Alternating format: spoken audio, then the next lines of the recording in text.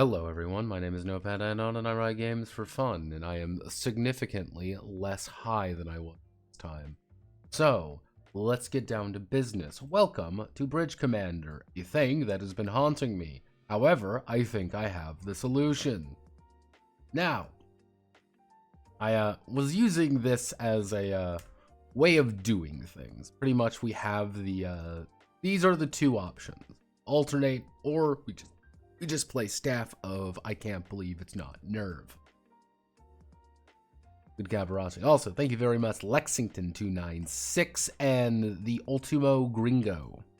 Very much for following. 446 followers. Really weird number. 446, truly. Now, I also realized that we are almost at like 4.2 thousand subscribers on the YouTube channel, and I'm like, uh-oh. Whoa!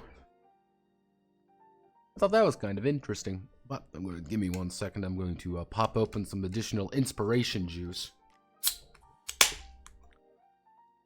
Kona Big Wave, everybody. Drink that Aloha. What's the Liquid Aloha? I had a few Kona Big Waves. Yeah, this tastes a lot different. I don't like that one as much. I've had it like just poured naturally, and it's pretty decent. But yes, welcome to Bridge Commander, a game that is effectively, I can't believe it's not Evangelion, more inspired, and I actually found it. By the way, I thought I was going insane, but I'm not going insane. It was in fact Nerve Bridge. It was Nerve Bridge Simulator. This was what I was talking about. This is Nerve Bridge Simulator. Nerve Bridge Simulator has a lot of problems.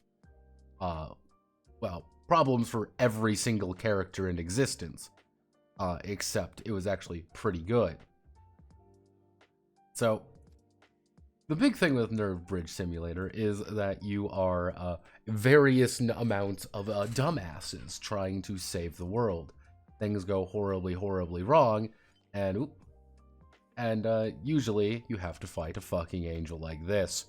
Welcome to the 8th Angel. Things go horribly wrong. But this is where things get weird. I thought about it for a bit. And I was thinking, hey, people keep telling me they want a class system. They want playbooks. But why don't we look at things from a different angle? We're not going to do playbooks. Au contraire. Instead, at the end of the day, everything is just going to be pretty much an occupation. If we kind of think about it like Bridge Commander, head of research, and find let me see if I can find the original. Oh, no. That is Persona. Nerve Bridge Simulator. So, the first person you are introduced to in Nerve Bridge Simulator is the head of the science division. And as we go through, we meet more people. And all our various, people usually only have these. Then I thought about something. At the end of the day,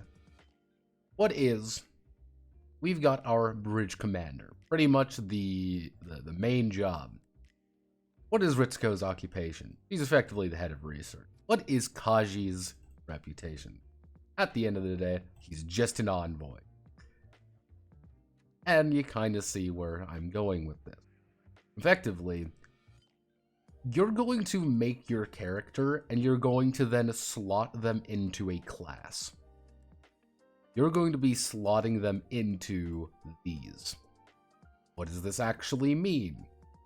It means that A, you can make your own character, and B, you can be horribly unqualified for things.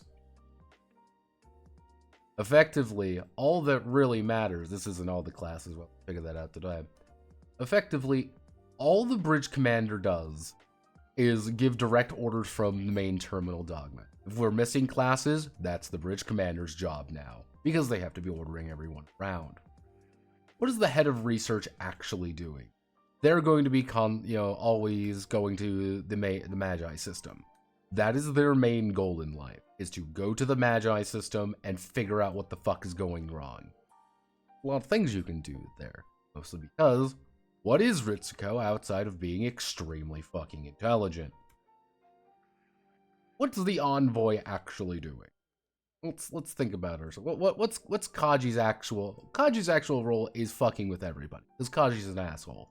But he also has a good connection with the pilot and can get other people to do things if necessary. That's the point. This is where I get my... This is where I got my big think here. Effectively, the idea is, since you're making your own character, you're going to be able to slot them into different roles, and that's going to influence their role in general. People are going to be more qualified for other positions than others. At the end of the day, Misato could apply to head of research. That's not what she wants to do, though, because that's not how she built her character. On the other hand, being horribly unqualified still means you do things. Everyone can do everything. Everyone can consult the Magi system. Everyone can, order the pilots, or everyone can do everything. The problem is, the actual class is the guy actually being able to do that well and efficiently, and that's what they should be doing. Ritsuko needs to always talk to the Magi system. Everyone can, she's the only one that gets good results out of it. That's kind of the idea, is that every single one of the classes are doing something for you. But now we just need to find those classes. I'm getting pinged by people. Sudden.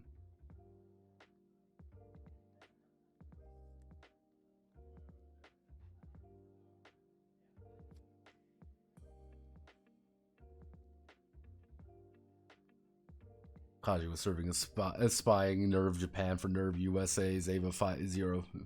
No, he was Kaji was working for the UN. That's the secret. Yep, Kaji actually was working for the UN, and that's why this scene in which he literally looks at someone and gets shot. He effectively betrays the he double crosses the UN and then immediately gets killed for it to protect everybody. He's a special inspector is his kind of actual job. Let me see if I can find the one where it's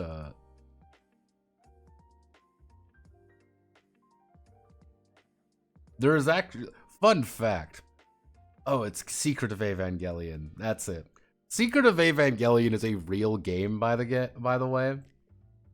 This is Kyoya Kenzaki. What's Kyoya? Kyoya is the guy who actually shot Kaji. Yep.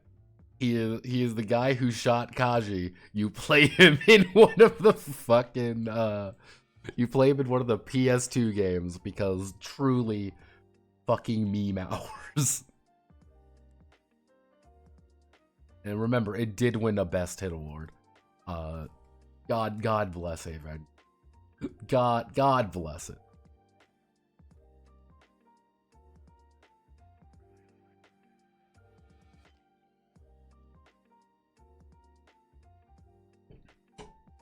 Yeah, players both do democracy and combat. No, not combat. Oh boy, my players will be suicidal by the time it gets to playing a child soldier. Effectively, the main goal here is every one of these is influencing everyone influences the pilots. Pilots are being influenced to do different things. However, this is a very important thing. The goal would be all of the various roles all influence the pilots differently. You can do a shitty version of influencing them directly, as in you literally hop on a console and tell them what the fuck to do. Alternatively, hey everybody, how does Kaji influence the fight? He makes sure that Asuka knows what the fuck she's doing. how does Ritsuko influence the fight? She looks at the Magi system, Magi system, and realizes, oh fuck, the angel's this. Relay that information, Pilot's now doing something different. The entire idea is that you are trying to support a different individual. We are all making sure that our saviors can actually win. All of them are doing it in a different way. That's the big thing. And a really good way of how to make characters. So, that's my eureka moment. So are you going to into you playing the bridge commander and the pilots are somewhat semi-independent? To a degree. Effectively, the pilots, you don't have a lot of influence over them directly. Why? Because they are emotionally charged 14-year-olds. They are arbitrary, they are stupid, and they are horny. And usually retarded. They're making stupid decisions. They're acting irrationally. And that's the point. Now, what I was thinking of, Horace, for once in a while, Horace has a good idea. Once in a while.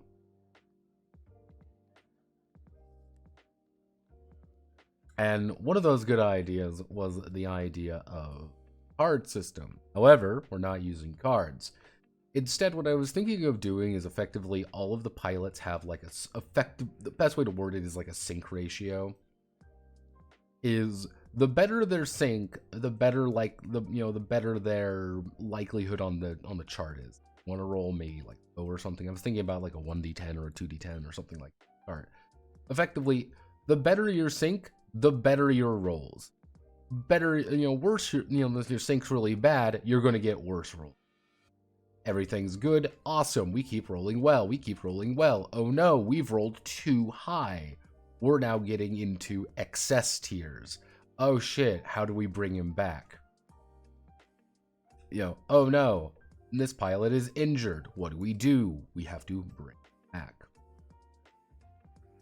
So, main goal today.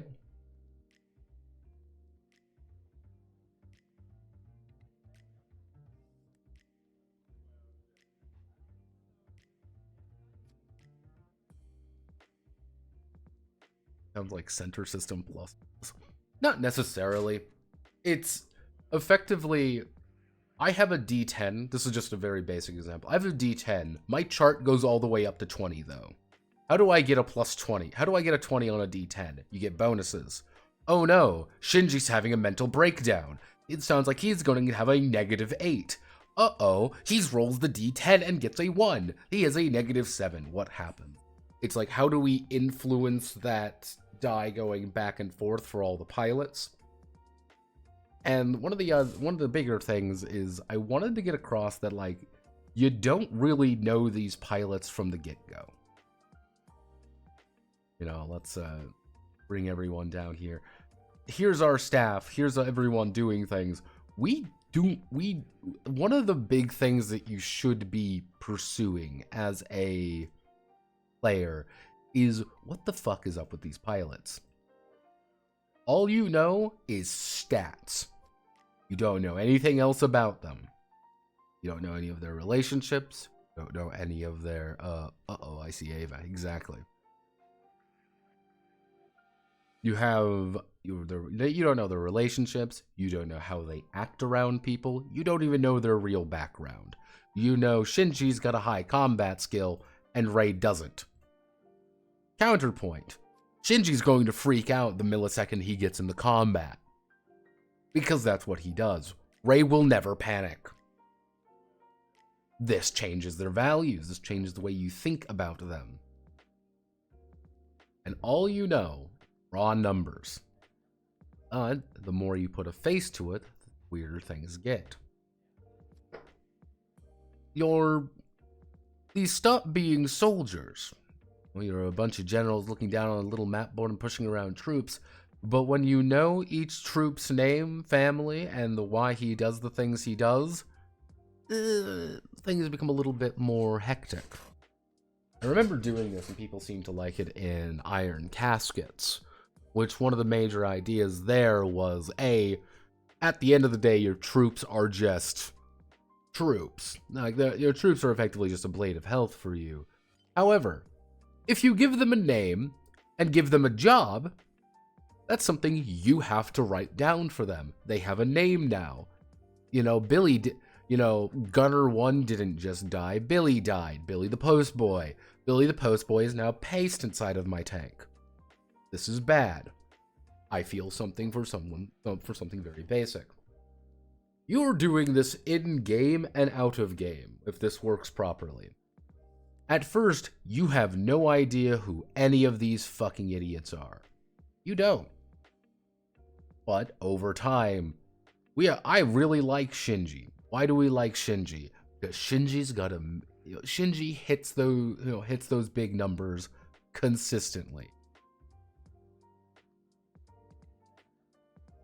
And you care about him. Because you know, this would be the big thing, you won't get Shinji 2. Oh, no. You would just randomize a new one. The big thing here would be that we need to make pilots, outside of their raw stats, completely random. And players don't see it. I think that would be the big thing. Players do not see the pilots. They're not rolling on the chart to see what they get. You have no idea who this fucking pilot is. You have no idea who this kid is. He has great stats. That's all we know about him. What do you mean he's a psychopath? What do you mean he disregards orders constantly? What do you mean that she has to live with me? Like, that's kind of the idea. It's just like, what do you fucking mean? What are we doing? We're working on the Ava game. I don't know yet, fun fact. I don't really have much about the like lore or the deep lore or anything like that. But so generally speaking, if we're thinking character, actually, you know what, let's think system. Let's think system right now. That's what we do best here. We talk system. So we're going for the third option. Basic premise is that we need a, what I was thinking is either a fucking horrifying center system variant, which unironically would possibly work. That's the worst. That's the very worst. Neon Genesis, never got into it. Very famous. I know. I love Ava. Fucking love it. We can either do full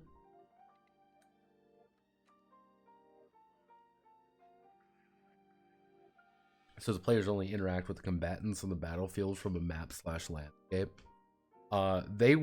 Players would interact with the pilots. They would be legit. The basic idea is, imagine you are looking down at a map, looking and seeing, trying to influence them to move in the right direction. We need you to do this. We need you to do that. Please do this. Please do that. That's kind of the idea. Everyone is running around. Why? Because out there is a 40-foot monster made of a material that does not exist, and we have shot it with a bunch of tanks, and it just killed 30,000 people. What do? You have that very, like, impersonal way of looking at it, but you know, if you lose, humanity is doomed and everyone dies. Do you look at that emotionally? Do you look at that very attached? Nuke. Yeah, let's nuke a civilian center. We tried it before and it didn't work. That's one of the funniest things about Ava, is they do nuke it. Well, technically it's a non-nuclear system, a non-nuclear bomb. They literally drop it on it. It does nothing. It's a Moab. Yeah, effectively. Nothing. It was just like shit. And that's one thing about this I want to do as well, is it's like, yeah, you're going to need an Ava to actually stop this. So, system-wise, how do we bridge Commander? A horrifying center system variant. Very, very there. Very, very present. We could do a die allocation system or something similar to that. Effectively, combat and non-combat stuff would be drastically different from one another. That's the problem.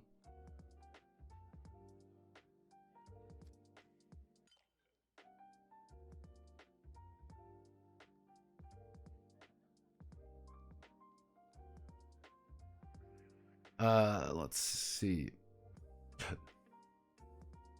My first thought was on a set of clocks like a sleeper citizen.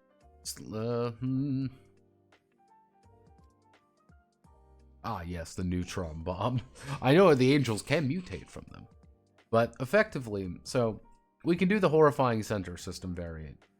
You can do a weird die allocation system, which honestly, in a fucked up way, we could use Elf Game for that. We could use technically we can use like a variant of Elf Game for that.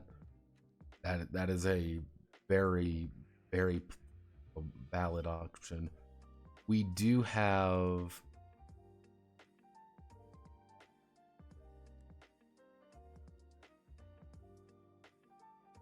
so we have a die allocation system. We have the horrifying center system variant. Alternatively, there is effectively a, yes, you would call it like a D10, like effectively it's a D10 versus target number, D10/D6. Though I would probably stick with the D10. Kind of the idea of like ultimately all you're doing is trying to hit a target number. For you, it's between 2 and 9. Not very, it's between 2 and 10 or whatever. That's not very difficult. For the pilots, it's kind of like a chart almost of like, you roll in the combat chart and see how well you actually do based on sync and focus and all that.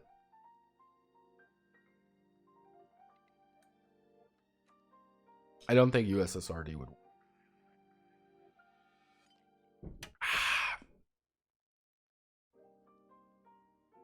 I do not think that. But we do this.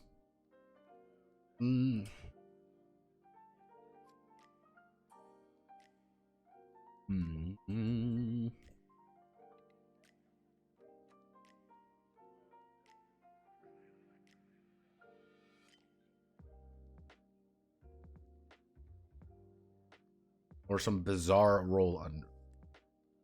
I guess the question would be. Is how often should players roll? That makes sense.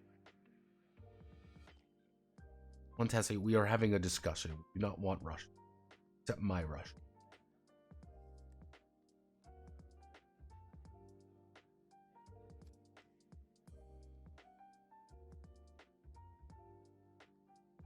Violent. You use D10s. Pilots are stuck with D6s for modifiers. Now, I'm big enough to give some viewers. I'm small enough that I want it then. So you use D10s. You know what we could do with that? You know what we could fucking do it then? Pilots have a 1D10. That is what pilots will roll. Does it matter? What do you roll? You roll 2D6. Consistently speaking, players roll better, but roll consistent. Generally speaking, you're going to be rolling a 7. Can you roll a 12? Oh, yes. It is a lot more difficult, though. Can you roll a...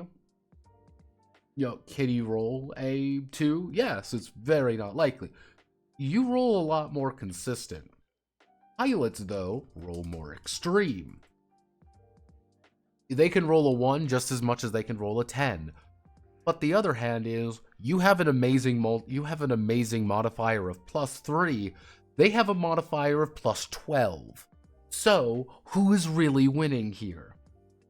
I think that's the question. Who's really winning here? We could do something like that. That's not a bad idea. 2D. It would be a really weird way of representing it, but it fits within the requirements as well.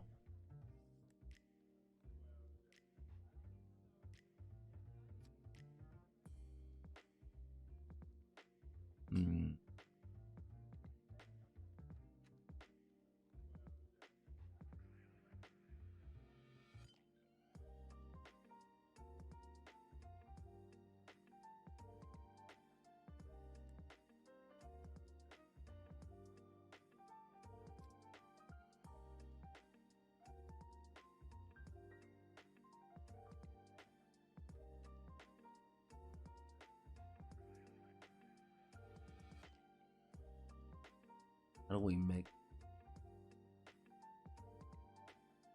Unless we can do this as a... We could do this as a target number.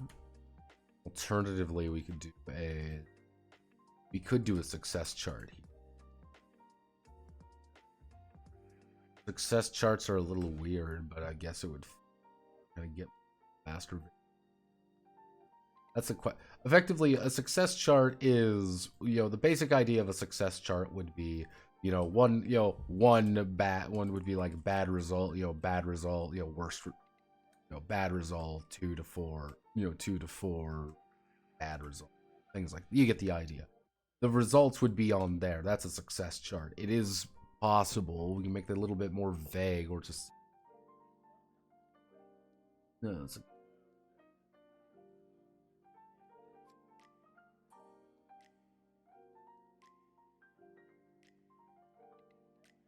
yeah, that's kind of like, that's what I was even thinking of like, there comes a point where this is no longer good. You have rolled too big. The number is too large. Please get out of there. Someone's going to die.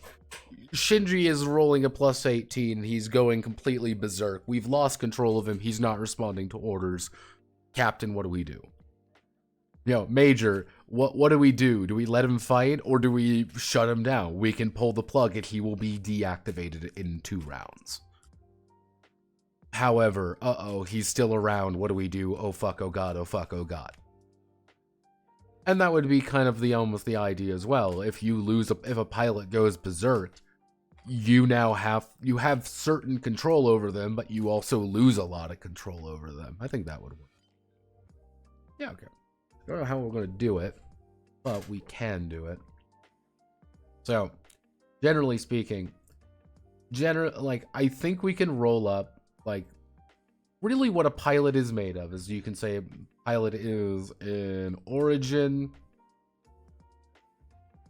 You are in origin, and then we do origin path, which is kind of like a subtable. So if this is D6, we can roll this on a D10 for 6 different charts. So you would have 60 60 results. However, origin path. I guess we could do quirk A.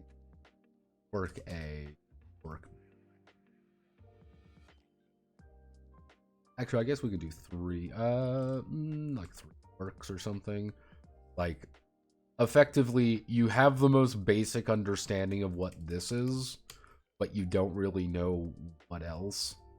So, I mean, if we do the very basic origins, we can just do, technically it would be second impact child.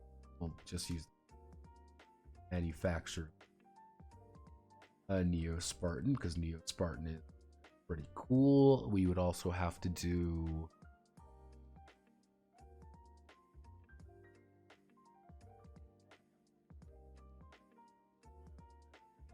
What am I looking? So, trying to think of pilot classes and effectively the basic pilot origins, because technically second impact child would be Toji. Manufactured would be Ray. Neo-Spartan is Asuka.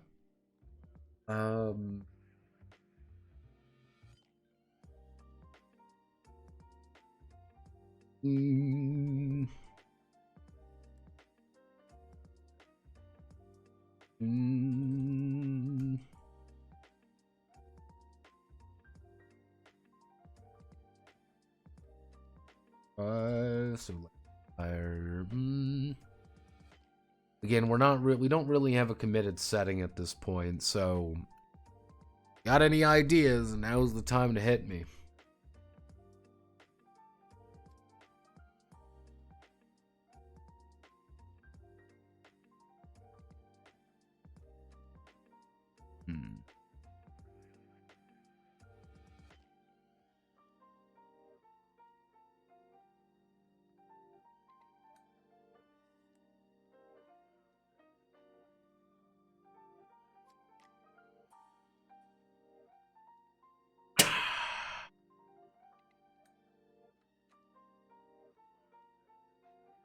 Secret angel. Like, I want that to be one of the quirks. Like, it's far less likely to be a secret angel. Like, not like this is in origin. This is like, what would people have the most vague understanding of being?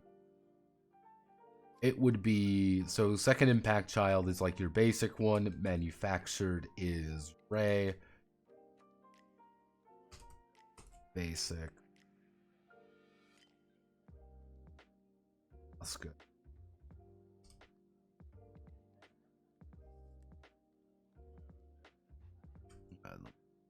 Fire, that would technically what would be another good? What would be another good? Resurrected, like in rebuild? Yeah, that's good. That's kind of that idea. It's like, yeah, there's something weird about you. We don't know what it is. I just remembered to save and get. At Ava's such a fascinating project, kind of like Catastrophe for me. Like it's the story is far more interesting than the content. Is that a bad thing? Maybe, I don't know.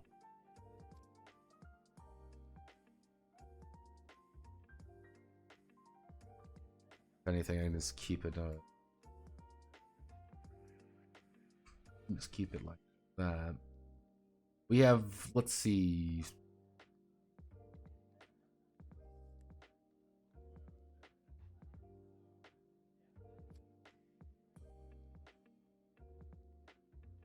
So, infinitesimally small that you get the exact same. I mean, okay. So, I mean, if we're looking at their stats, like if we're just thinking about what makes, like what are, stats. Oh, Jesus. Do I have the book? Do I have Maggie? No, I don't. Do I have white paper? Okay, no. We're doing it live, everyone. We're doing it live. That's what we do best.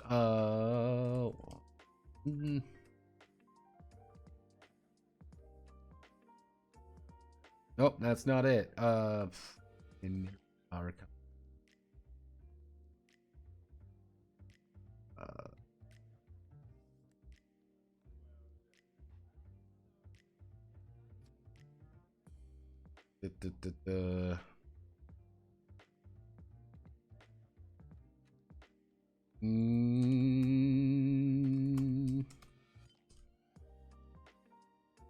But there we go. That paper.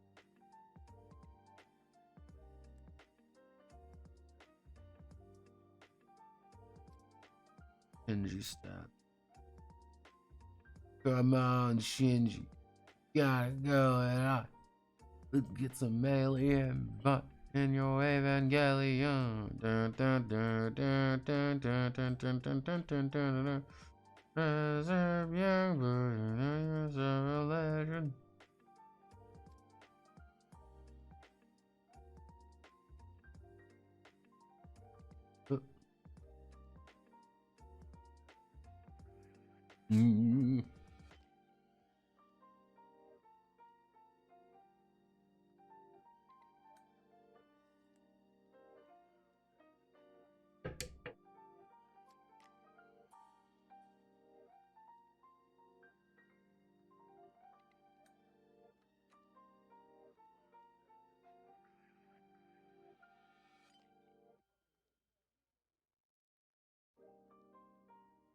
What am I doing?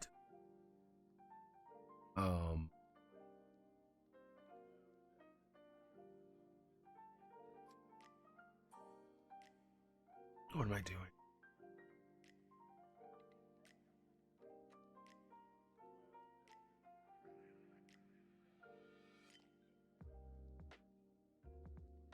One.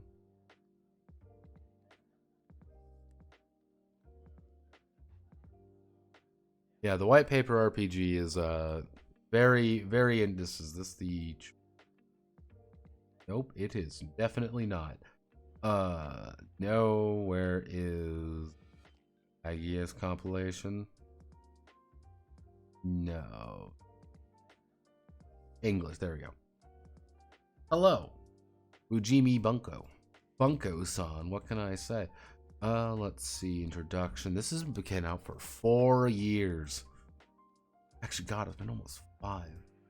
Remember when it was 5 years ago? I know. God, it hurts being old, everyone.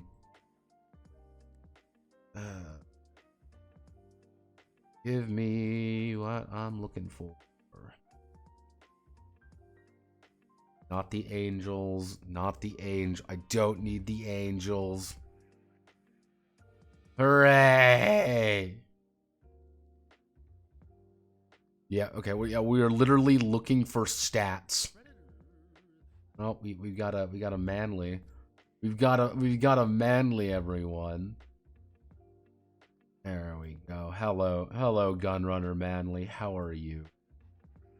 We could bring out Ava at man. I think I still have me. I don't know though.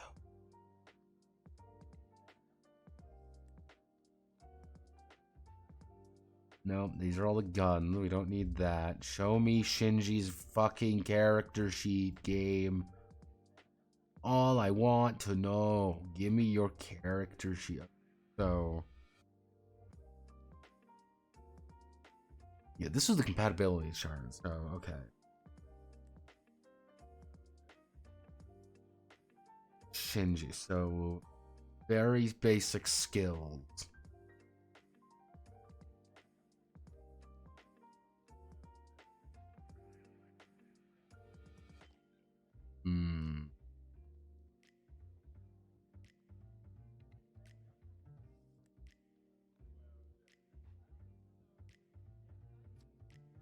Yeah, that would be special.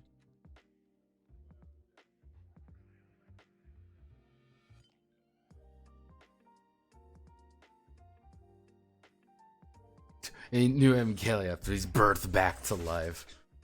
I should read Anima. Anima Beyond Fantasy. Ba-da-bum-ba-dum-bum.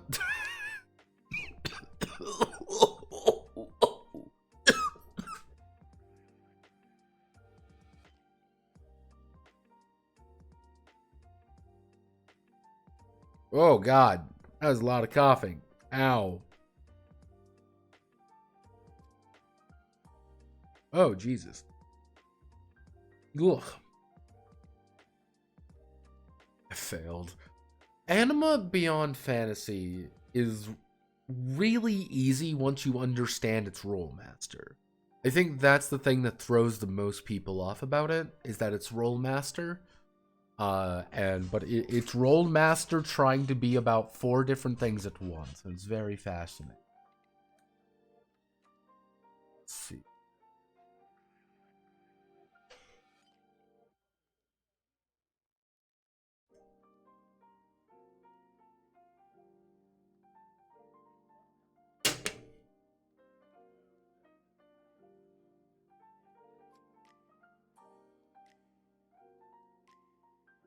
There we go, the status change. Yeah, this is it. This is what I mean, because one of the ideas is that you roll 2D, effectively the entirety of Magius, if I remember correctly, is 2d6. I believe it's 2d6. And one of the big ideas is getting like a +2 or +3 is actually really important, because if you get that, you get this. And these mean something. Yeah, you get something big, you get better sync ratio. However, something bad happens, and it's what I was thinking about doing is like, hey, you get something, something big happens, you know, during combat. Your quirks might say, oh, hey, you're gonna start freaking out.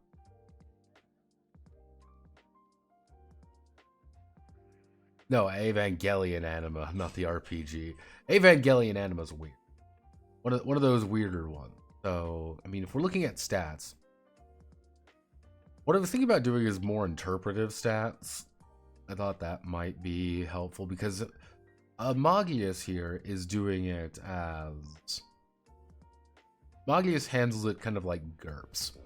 Effectively, you have your base ability. You have your base ability.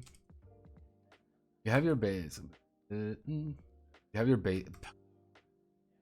You have your base ability, and then it's plus a skill, and then it's roll under. Roll under D. You know, 2d6. Now, one of the ideas is they only have melee firearm evasion now. That's like they don't have many skills. What I was thinking about doing is giving like a lot broader skills, or oh yeah, I forgot they didn't even have I don't have Asuka in here.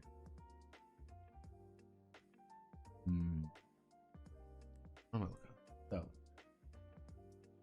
if we go under the concept, we can keep it real interpretive. And what I mean by interpretive, it's like it's your melee shooting, like melee shooting, and then like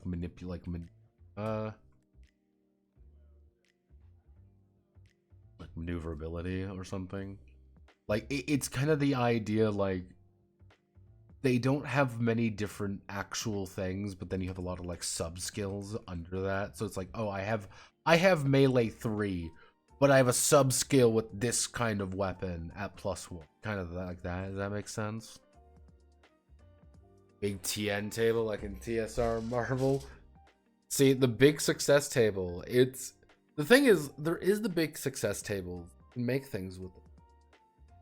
Oh, shit. I don't know what I'm focusing on right.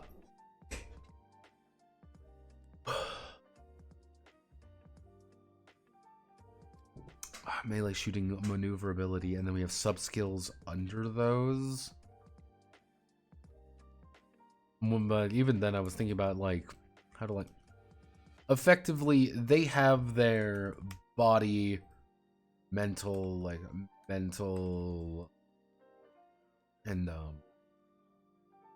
body, mental. I want to say like social, like their ability to actually connect people. And then they have sub skills under there that the GM only sees pretty much. They might know about it's public knowledge what these are. That's public knowledge. Everyone knows, what their melee shooting maneuverability is. We don't know, are they physically fit? Are they mentally sound? Are they awkward and retarded? And we don't know that. We gotta learn that. We kind of, like, you're trying to intuit how the pilots operate. And, like, why they are doing the things they're doing. So it's like, I think he's got, like, a mental of, like, hey, this kid's having a fucking shit fit anytime he goes outside and starts collapsing and hacking. He probably has a low body skill. Kind of like that idea. And God, how do we even do it? Technically, every way still works for them. I don't know if it'd be roll under.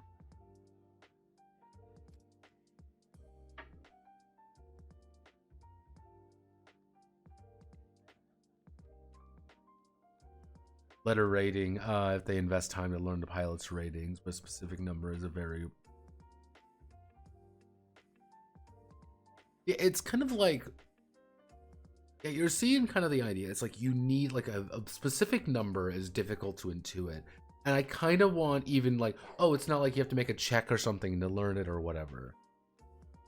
Like, I want a player to look down at their card and they're like, this kid's retarded. Like, he physically cannot function. Oh shit. This kid's an idiot. What are we gonna do? And even just like learning about him a little bit, and like a player, you know, writing that down, trying to think about it a little bit. I didn't communicate. How do you communicate the pilot's thoughts and action?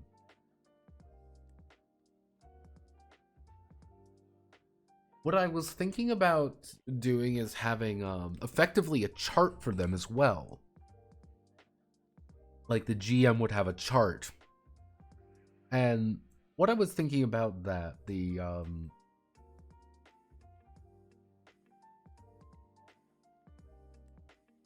that's something I'm driving me. The thing is, you would have the idea of, this is a very basic concept, don't treat it as gospel.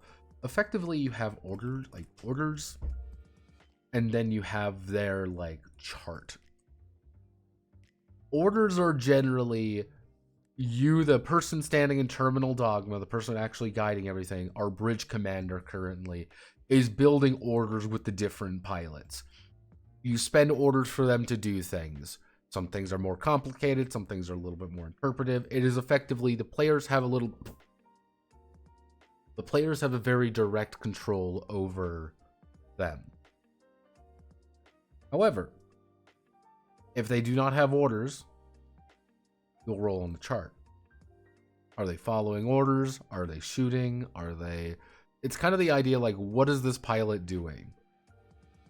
It's very random. However, the GM has a lot of room to interpret that.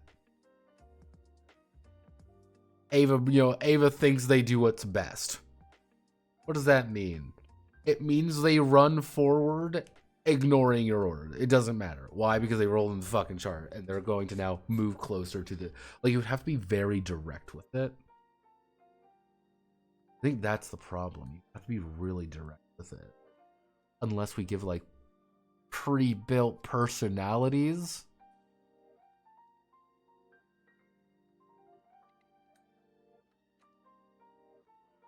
See, the idea of a pre-built personality would be, during the randomization process of a pilot, you have to put in... You would effectively roll for how they do under pressure. So you could roll a Neo-Spartan who is...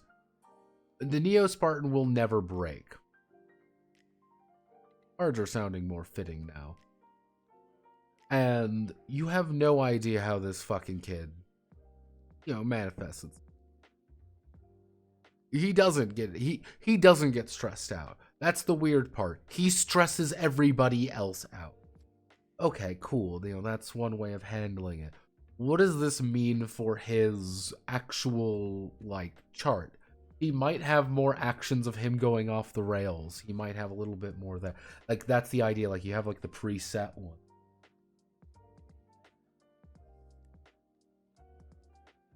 Again, it would need to be charts, because we're using dice, we're not using cards. If you were doing this on, like, here's the thing. If I was a master video game designer and I could, click my hands and fucking magic would appear, the idea here would be, it just fills all this shit in automatically.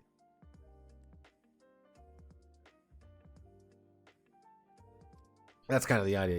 You roll and you write in what you got. And make it more fair since you can reveal the card instead. Like, yeah, that's what I was thinking. Like, you're making individual charts for these, concepts, and it's like, oh, hey, roll the D10 different personality types. You roll the D10. Oh, I got a 10. He has this chart. You look at the chart. He's got this one. Oh, shit. He's going to panic under literally any pressure. Like, that's what I was thinking. Like, we have the chart. We have pretty much an action chart. Because if we look,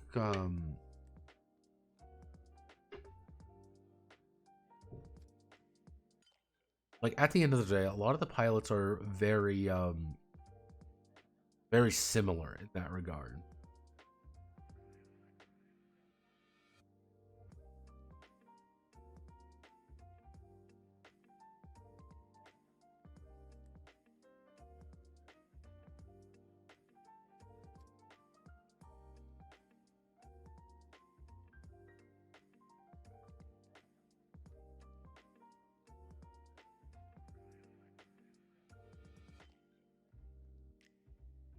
Yeah, this character, yeah, this character is aggressive and egotistical, so he'll be more likely to charge forward instead of staying back. However, if he fucks up, something bad happens. There you go. You've got now a pilot. He might be really fucking good. He might literally randomly roll the best stats ever. This kid, the millisecond you do not order him around perfectly, he is having a shit fit. He is fucking up. People are getting hurt. Is he a liability now, or is he like we just got to control him in the way? How do you view him? That's kind of the idea a little bit. But yeah, you got the right idea. I mean, if we make it a D, well, we need to be it pretty large. So I mean, if we make it a D10 roll, but then we add the bonuses, yeah, I mean, so D10 across if we do. No, okay, I know, no, I can know what to do. So it would be 3, it would be chart of 10, then each quirk would give you 2. Actually, each quirk would give you 3 lines on your chart. The 3 quirks that would be 9, and if you roll a 1, the pilot will always effectively shut down. They don't know what they're doing anymore. They shut down.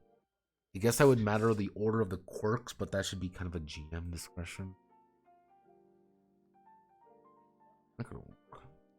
And so we have that idea. So we have the 3. Like, you might just roll a quirk who just has 8 jillion fucking problems to deal with. Like, oh yeah, it's 4 times they charge forward. People, D5 pool that goes with the stats, additive pool. You fool, you baboon. Oh no. In another world.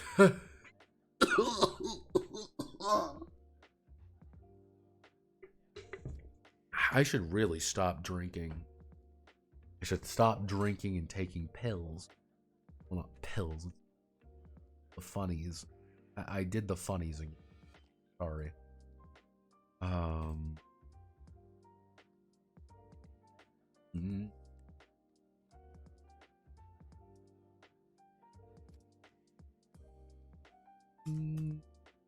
No.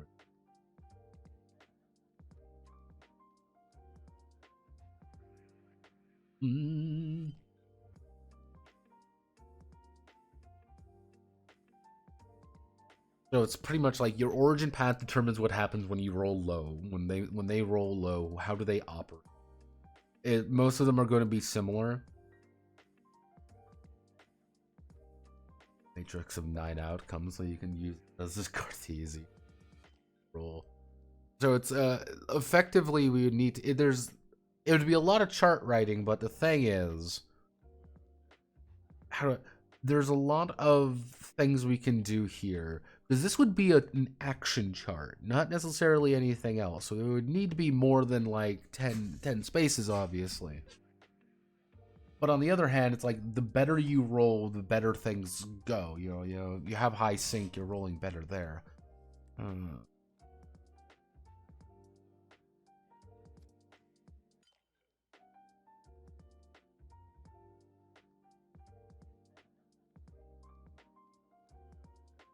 Okay.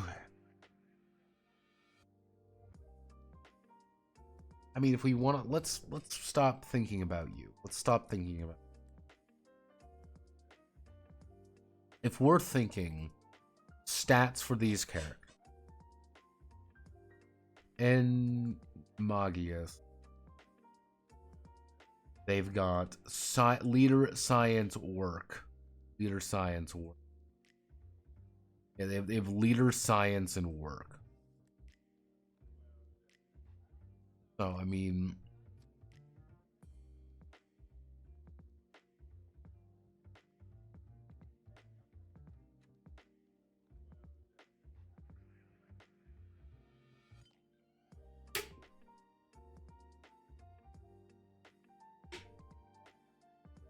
well, let's think about this. Let's think science.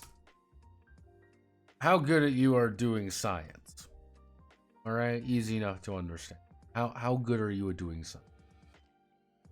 Warfare. Are you a trained soldier? Do you know how to actually shoot a gun? Because remember, Ritsuko is not a soldier. You know, if we're thinking about it like Ritsuko Akagi. Ritsuko Akagi is not a soldier or anything. All she is the head scientist and, you know, involved in everything's repaired. The entire idea. She is smart, but she isn't physical. She's not a soldier. She doesn't only know that much stuff, all things considered. That's not her point. So, but what do you do with a character who is... Maybe the idea is like, yeah, everyone can shoot a gun. You shoot someone point blank, they ain't getting back up. But it's kind of like the idea of... You're the head scientist.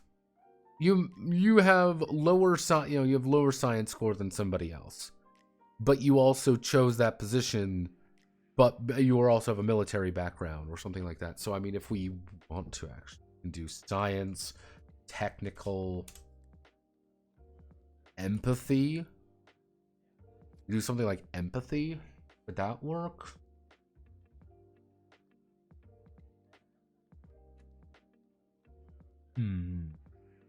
Science, warfare, technical, empathy. We change psychology. Change empathy to psychology.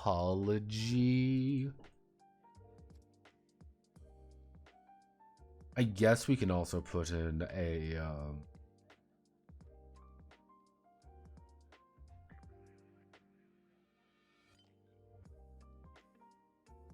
I mean, if we're thinking about it, so science, warfare, technical, psychology.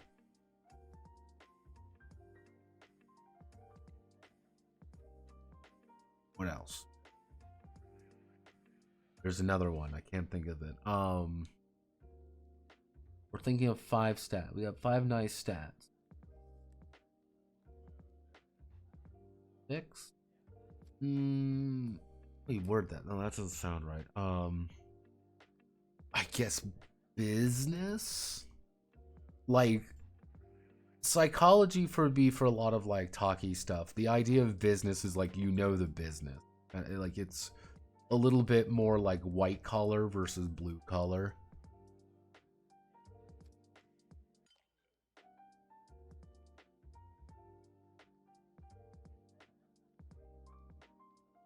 Psychology is trying to figure other people out. Maybe have a speaking one? Would be a speaking one. We want to go really interpretive with it.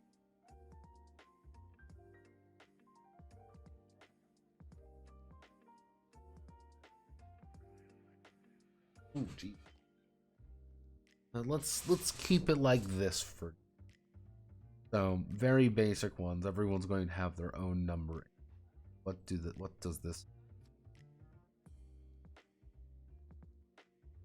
So every character's got there, and my other genius idea.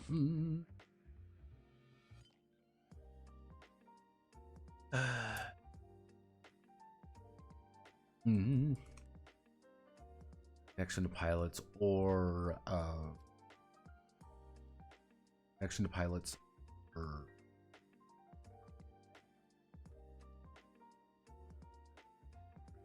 there we go.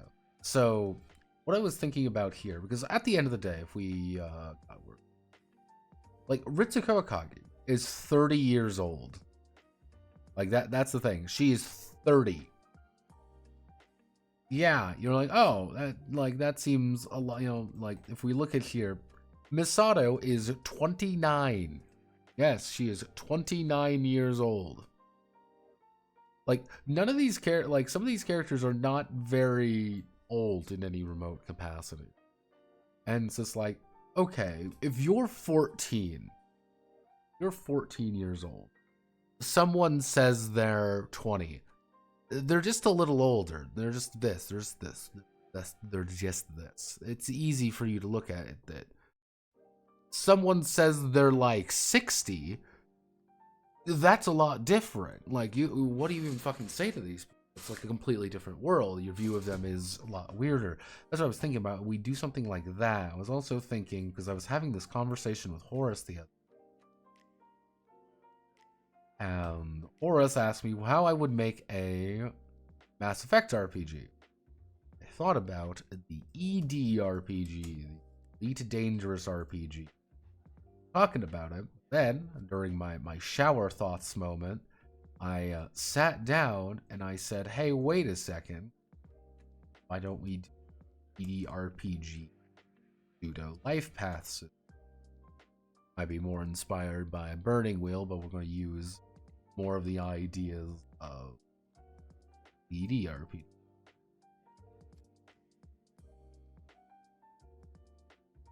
Conversing with Horace. So the idea of the ED life path system is that you get pretty much everyone gets 5 careers to actually build themselves out and give themselves some skill bonus. What I was thinking about doing is adopting a little bit more from the Burning Wheel RPG, which is everyone's got their everyone begins with an org. Who are you and why are you working at Nerve? Or my Nerve or whatever. What the fuck I want. And then you start at, after you complete your origin, you get your initial stat spread. You're 18 years old. Every career you take after that, you go up by X number of years per career or whatever. Then, after you get all of that, then you would determine, hey, you are, within the age bracket of 46 or something, or 46 to 52, 52 or this arbitrary numbers. Your pilot connection, connection is X, is X because you took so many different little skill packages and now you're really good at things. You only have the problem of, being terrible with the kids. And they don't like dealing with you because you're old and weird. So, that was kind of one of my idea. Because the thing here is it would help people, I think, average out to reasonable adults. In their 30s, because you'd want to have that connection with the pilots because that's making your life a lot easier. What I was thinking about doing is pilot connection is your base TN with everyone. And yeah, if your base TN is really low, it's hard for you to connect with any pilot. You might build rapport with one, but that takes time, versus someone with really high pilot connection, which is oh, hey, I'm already doing pretty good.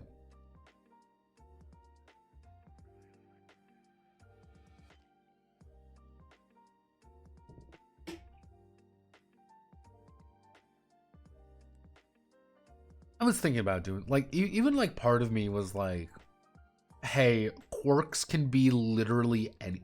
Part of me would, I don't know, it would be. Part of me would say, instead of doing something like this, it would be effectively completely write in by the GM, completely write in by the GM, and it's a a +2 or. With the idea being, hey, you've planted an idea in this kid's head. You've instilled a certain virtue, you've instilled a certain idea, it's changing now. And you're replacing kind of the worst kind of meme ideas with a better, more serious concept, if that makes sense.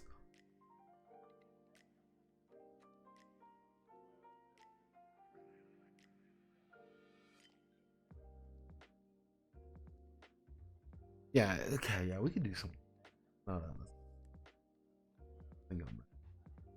But yeah, this is what I was thinking. We do an ED life path system for the players, where it's kind of you're building out who your character is, and then after that, then you actually choose.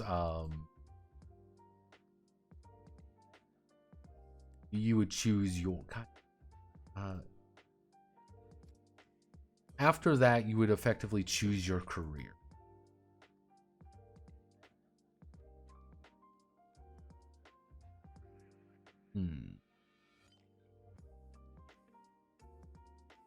Shinji goes stupid. Uh-oh. Uh-oh. Give me 1 second. I need to do something.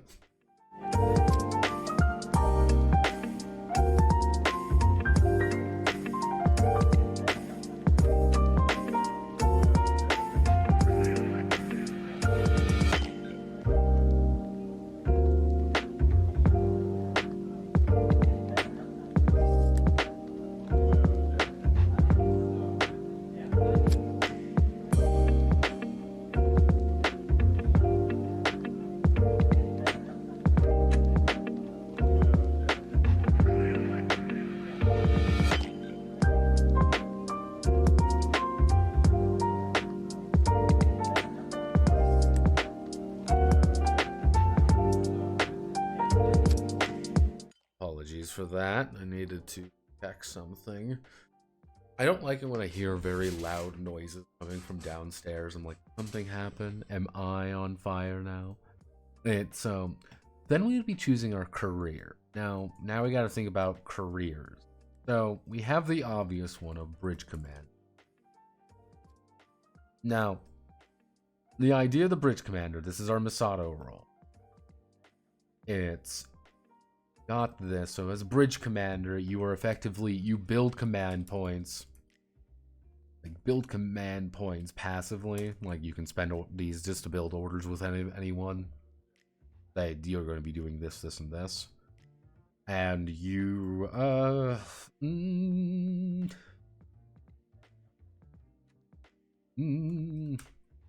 effectively, like the gimmick behind them would be like do everyone else's job.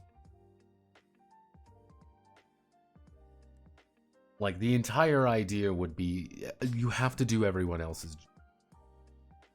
Like if there are people gone, you're doing that. So I mean, I feel like at least one step up before commander would be good. Like kind of like the idea of like you would be getting these different life paths, building up to it, and to be like, hey, how did you become bridge commander? Well, fucking Misato's got a family backstory with this. This is a lot more important. She was there at the beginning. She was there during Second Impact. She has a very unique connection to everything. She's trained. She's professional. Boom, we'll make her that. And she's only 29 years old. Alternatively, if you want to play someone a lot older with a lot better stats but not have that connection, it's a very different story. Kind of. You're selecting things leading up to it.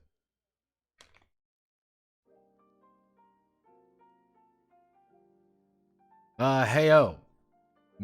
What's poppin'? We commanding our bridges. We are commanding our bridges tonight. We are trying to fix the idea. Fix the idea, says man. I should really stop drinking. Turns out mixing substances are not good for you. Who would have guessed?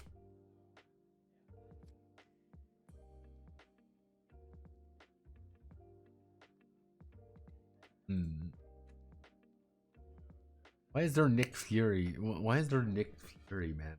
Because someone bought Manly, and this is the old Kaiser Manly.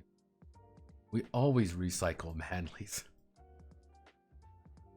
I think I have Shinji Manly. Oh, let's see. Do I have Shinji Manly still? I don't believe I do. No, I do not have Shinji Manly. We'll have to remake Shinji. Yeah, so we can try to remake Shinji Manly.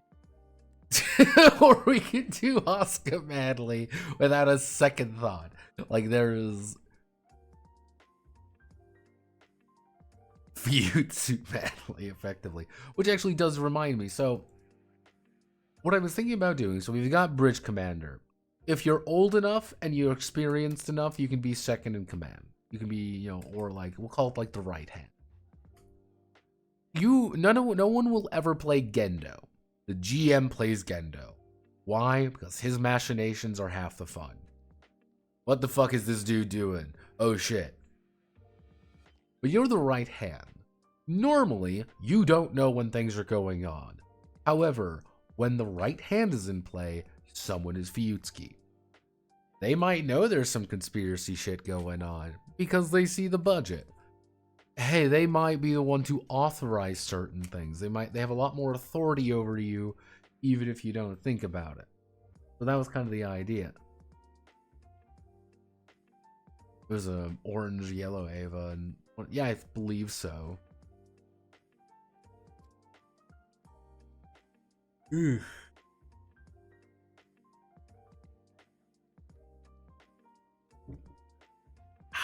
So, Bridge Commander is our Masato role. Your entire thing is effectively you're good at everything. With the downside being that you probably have to be fucking ancient to qualify. I think that would be a big thing we'd have to do as well, is kind of qualifying it. Of like, yeah, you have to have a minimum science skill to be the head scientist.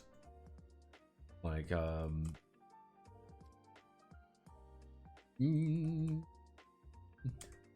don't know, we're not gonna call it the Maddie system. So, like, you have to have a minimum requirement to be Bridge Commander. What we could do, though, is say, like, I guess you could effectively have the life paths being something like failing upwards. Or, like, you effectively burn one of your life paths to say, like, yeah, you don't really qualify for your job. Everyone knows you don't qualify for this.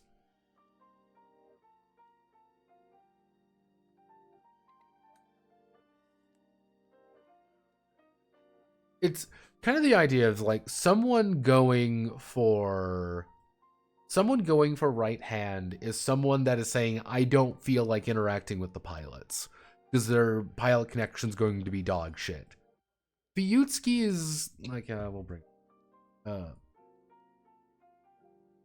Fiutsky is someone who is scheming. He's got a personal relationship with Gendo. He's got a lot of different things going on. This man is scheming. And he's just trying to he's trying to support someone he cares about but has very mixed feelings about. Alright? It's interesting. The fucking robot Fiutsky. It's just, that's kind of the idea if you want to play a Fiutsky-like character. Like, someone trying to keep the entire shit show together, even if he should never interact with the actual pilots. Charge factor makes me think that clerk staff matters. Like, science head has to order regular scientists in the background. That's what I was even thinking. Like, we could literally have the idea of a team. And we could do it like,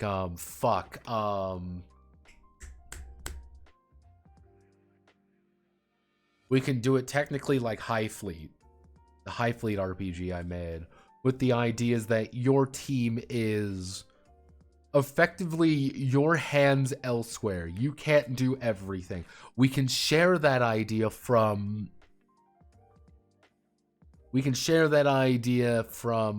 God, I can see it right now. I'm having a fucking stroke, everyone. I'm stroking the fuck out. The original solo variant, actually. Yeah, the original solo variant. With the idea being everyone's got their own team, so you get extra actions to do things. If your team ends up dying or fucking but he's stroking it live. Like,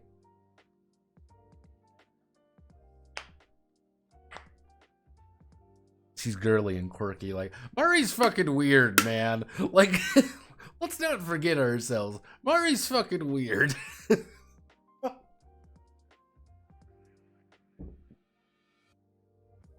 Which does remind me.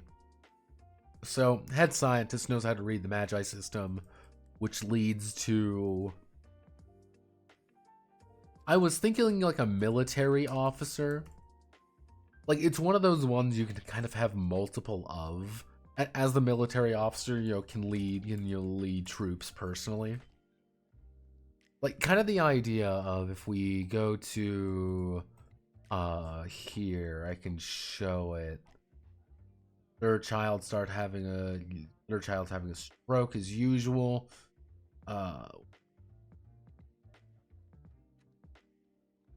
Yeah, it's kind of like the idea, like, you're taking the role of one of these guys as a military officer. You're saying, I'm assuming direct fucking control of these units.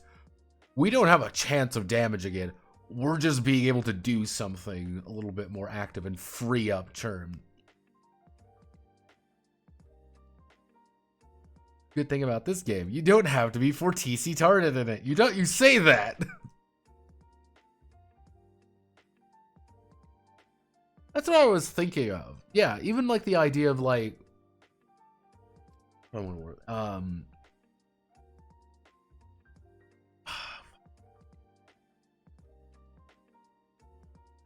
These guys.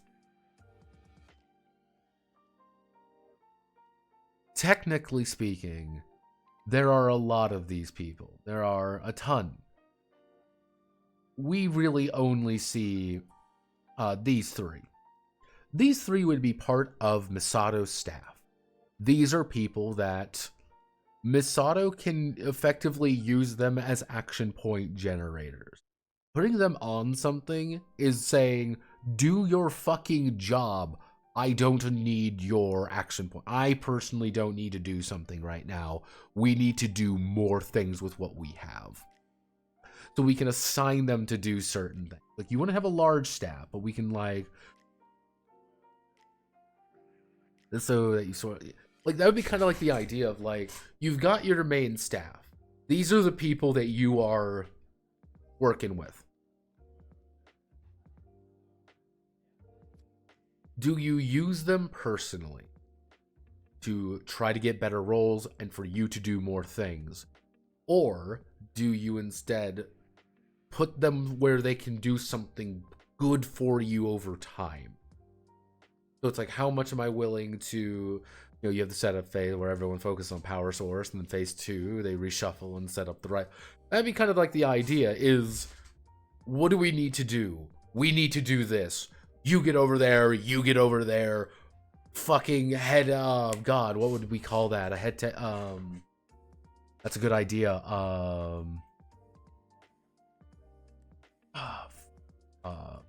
Fucking, oh Jesus, oh Jesus, oh Jesus.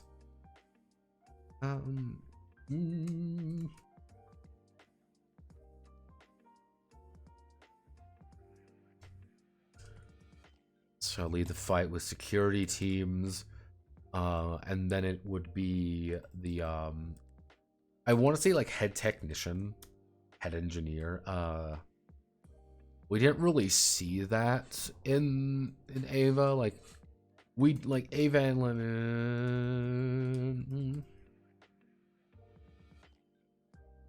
like, they do exist. There are guys who work at Nerve that just fix it. So there's a head engineer, but Ritsuko kind of takes that role.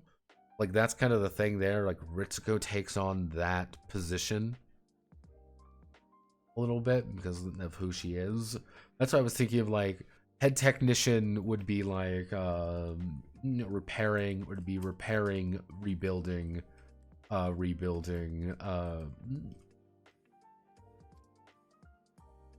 redistributing. And it's kind of like, he's got technicians, he's got security teams, scientists. I don't think the right hand should get anyone. Like, the idea is like the right hand is just that. Like, maybe like the Grog's, like, staff present all time, so maybe people want to play support or a couple traits and skill. Yeah, that's what I was like. Yeah, I was thinking maybe something like that. Like, that's an idea. Like, that would be kind of the idea of what I was thinking about doing is that either A, the bridge commander's entire job is to do everything that is not filled. So the bridge commander gets kind of grogs to use. Like, they would get their own staff, but they would get special staff saying, this is the guy who heads science. This is the guy who heads engineering, because you don't have a head engineer or head scientist. That's kind of the idea there. So it's like, okay, we're being able to shuffle people around a little bit, a little bit easier. So that would be your grogs, effectively, is you're deploying people who do have a name to do things that they should be doing, but you don't have a player for it. But head technician, what else would you call?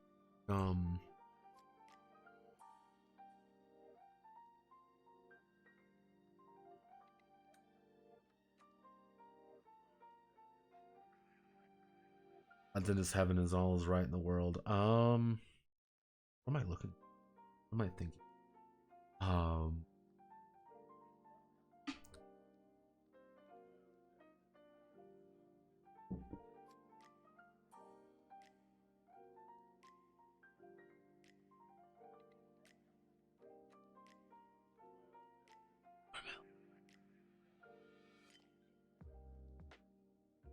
Like, yeah, you got all the lieutenants. Ritzico. Dead.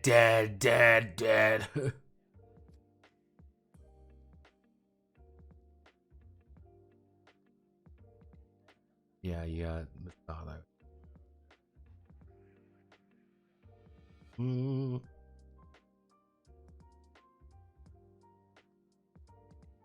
And the grogs are from...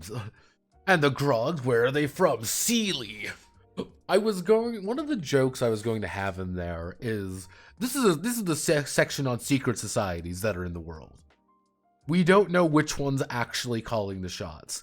Is it Sealy? Is it not Sealy? Is it the fucking Illuminati? Is it... Who the fuck is actually pulling the strings here?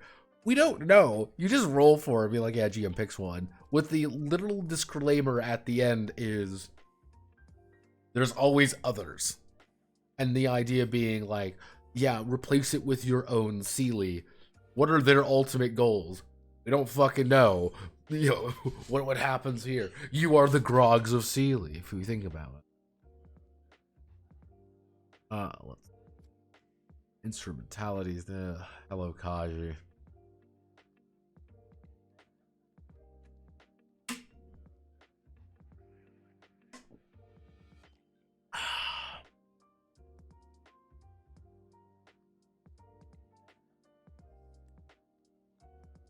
So, I mean, military. Actually, I guess we could do, what would be, it would be, effectively a medical officer.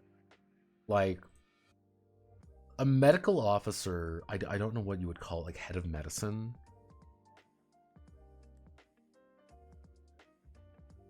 Like, would that be the idea, is like it's head of medicine, or that doesn't sound right, does it?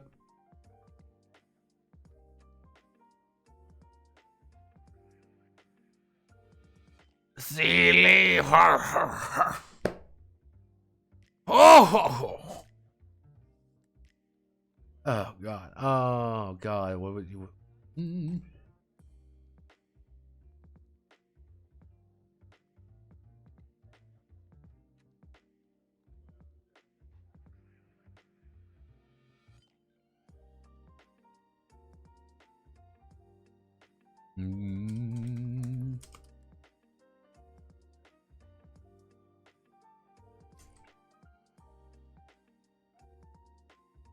Okay, so yeah, that's the... Medical officer should never be in use unless there's a disaster going on. Like, okay, this kid's having a mental fucking breakdown. I feel like we need to stop him. Chief physician, that's a good word. There. Or medicine taking care of meat mechs. Medicine taking care of meat mechs. So chief physician... Like, the idea is, like, as a chief physician, my thing would be, like, you need, like, a high, like, empathy. Like, you need a high psychology or a high science. You know, that's kind of the idea. Like, you need a high one of these. With the idea being, like, are you a doctor first, or are you an actual, like, shrink that can help these kids? So this is how I lost my medical license. And the TF2 finally ended, by the way. I know probably every single human being on Earth knows this at this point. However,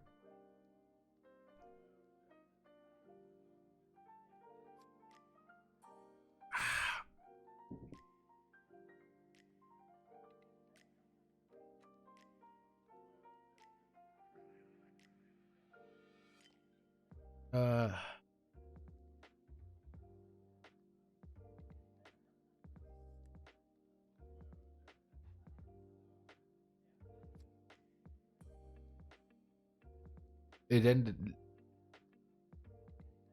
Yeah, I know. They finished it. It's a genuine ending. Yes, it is a genuine actual ending.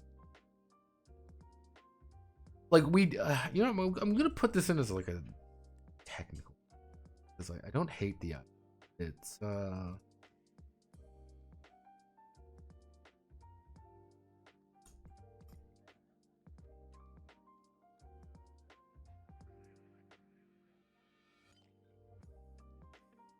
There we go.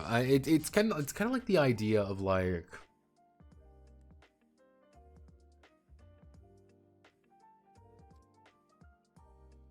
So it's effectively the idea like I don't know how I want to do the Avas because I'm not going to like swear myself to it has to be Nerve, it has to be Ava.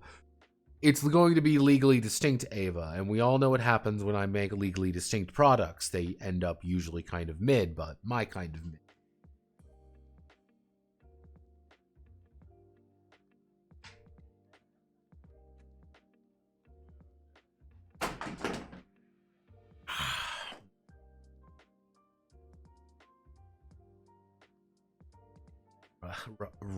Razafan, God, I know what that is.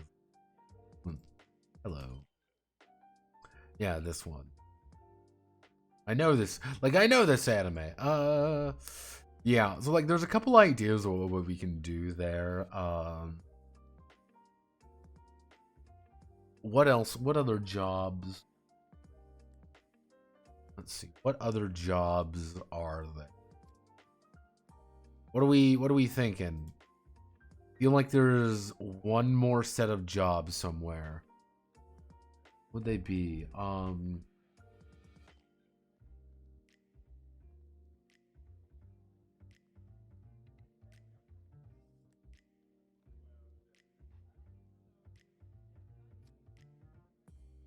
Watermelon farmer.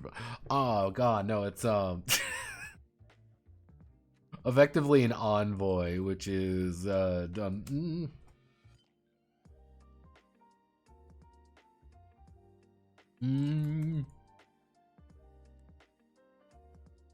Like kind of the idea of like the envoy is literally someone that's clearly working for someone else, even and they've been hired for kind of like the bullshit position.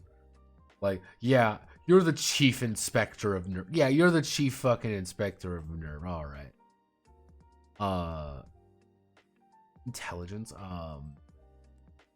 Mm,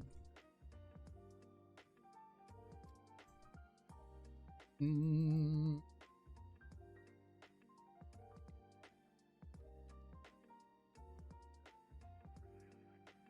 mm.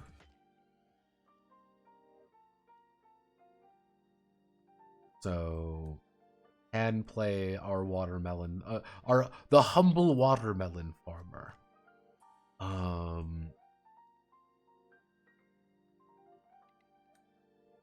Train the dumbass kids physically. Piss will handle the kids. Like, I'm trying to think of like legitimately speaking, do we add like a teacher role? Like you're not really good when the shit when the shit hits the floor, you're not when the shit hits the fan, you're really not good at actually commanding anybody. It's like your job is to manage these kids. Like yeah. Or yeah, no, it's like that'd be kind of like a surrogate parent, effectively. Even that's what I was even thinking. Like, are like you're not really good at the thing. Like you're there mostly because you have a really strong connection with someone. But yeah, no, it's I'm trying to think of like other jobs within Nerve. we think of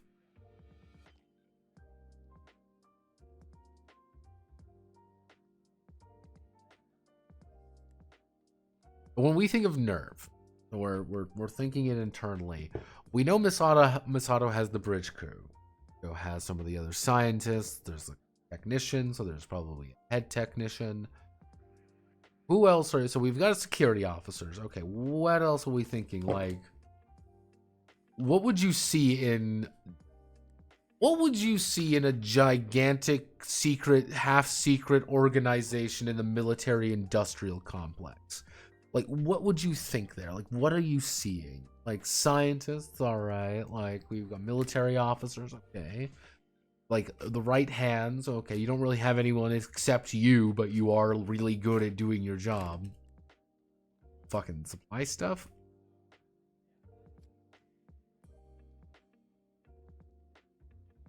You know what we could do? We could put,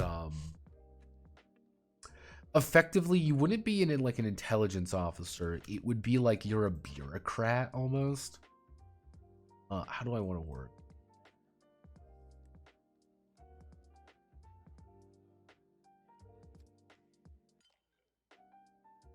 So, I mean, like, your job is effectively like you deal with people. That's your job. You're kind of more forward facing. You're, you know the job. You know the UN. You know the fucking that's your job. Your job is kind of playing damage control with the people around you. Like, keep your shit together. We don't want to get sued. You're not really good in a combat scenario, but you don't need to be in a combat scenario. It's more like professional services. Professional services, which is kind of the idea. Actually, I know what we can. So it's. Effectively, the bridge commander has control over certain ones. The right hand would gain control over certain things. Technically, if there was no military officers would get connection over no one, but it would go up a chain of command effectively. Yeah, okay, so it would go up the chain of command with the lowest ones not being able to have one, but if someone's playing a low character, someone is just going to have more responsibility. All right. Mechanics, machine. That'd be technician.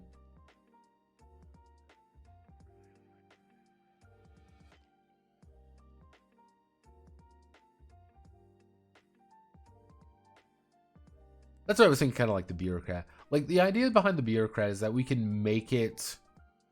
You can word it a couple different ways, and if you want to make a character who is a PR guy, you can still play a bureaucrat just as much as you are playing like the I get the work done because that's my fucking job kind of guy. So it's like, this is one of the more like, this would be like a low class, like the thinking like the like these would be like the low ones. No one can play them, like no one controls them if they're not there. They just have their own little mechanics to worry about, which not really a big deal. It's, but like, no one can just play the no one has the envoy in their retinue or whatever. Okay, yeah. Okay, so do we add a PR role? Like, we could go with it like it's a little bit more direct. Like, it would be yeah,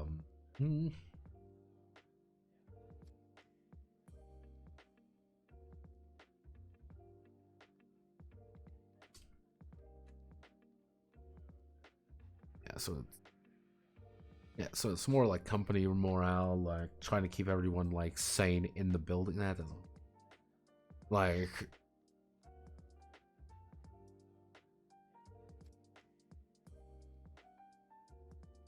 yeah, I guess we can actually we can do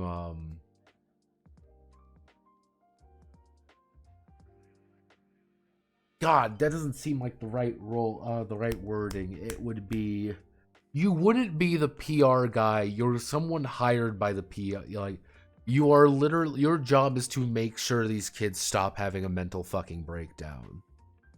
That's your one job. And you're like an emotional like support. I hate to call it emotional support human, but like that would be the idea. Like you're just some kid's rock. Therapist. Gaslight gate. Keep getting the fucking mech.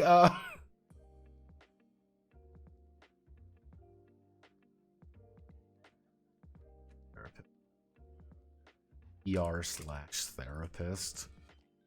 Not the best idea. Something. But, I mean, I think that... Okay, so let's just think about this. If we think about this as a...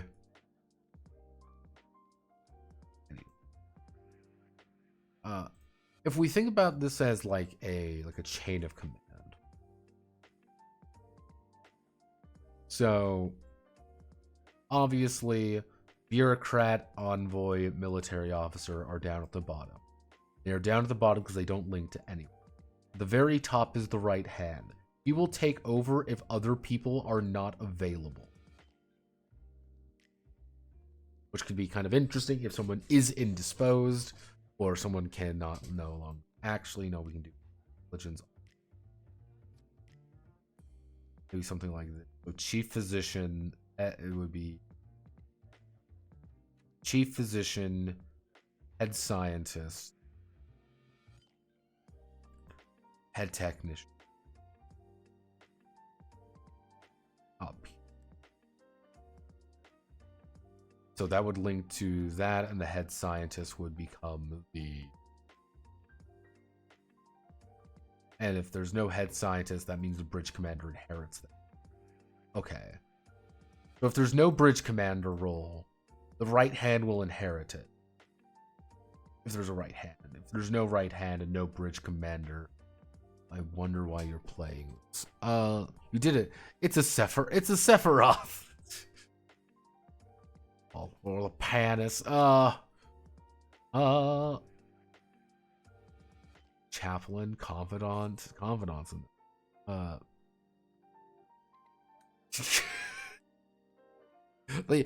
the drawings have gotten worse.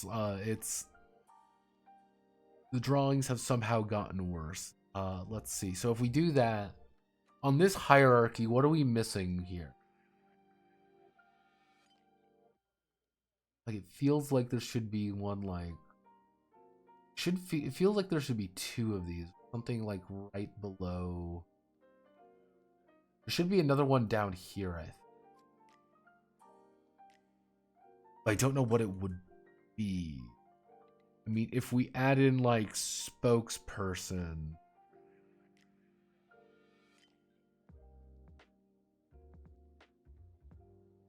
If we add in like a PR spokesperson, the bridge commander would take over that role. That's an idea. So it's like this almost.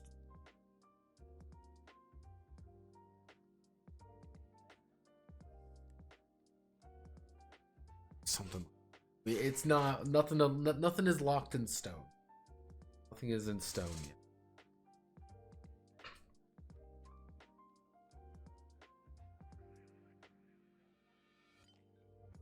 I really ought to stop taking weed before I do this.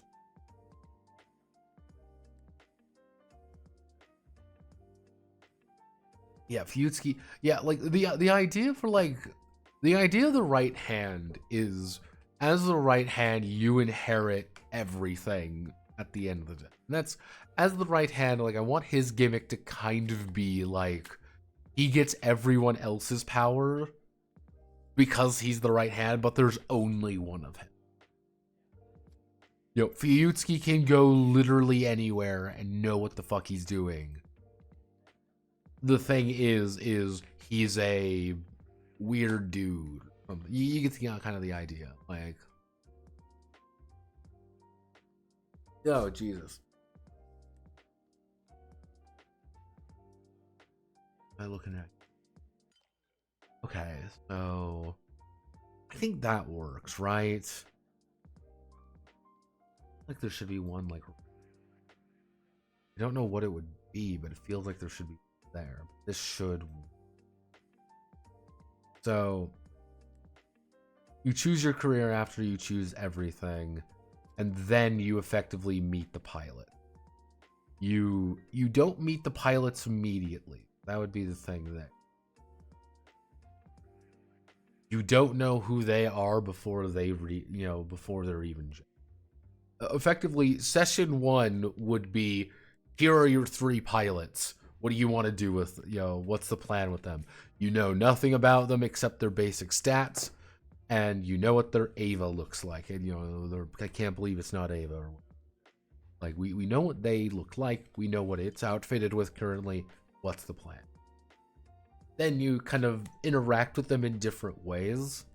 And if you interact with them in different ways, you get to interpret more about them. The right hand wouldn't be the GM. The right hand is someone playing Fiyutsuki. Like, the big thing for them would be they're handling all of the conspiracy shit. Like, people below them do not know about the conspiracy shit. You gotta find that out. You're like, oh shit, what do you fucking mean that? Fiyutsuki's in on it. He fucking knows already. And is he wanting to play the game? Is he wanting to... What's he doing? Everything, all of his decisions are now twisted by the knowledge of what the secret project the division leader keeps wanting money for. He knows what that is. And why does Fiyutsuki know what that is? Because he's the right-hand man. He is the right hand of the of your not... I can't believe it's not Gendo.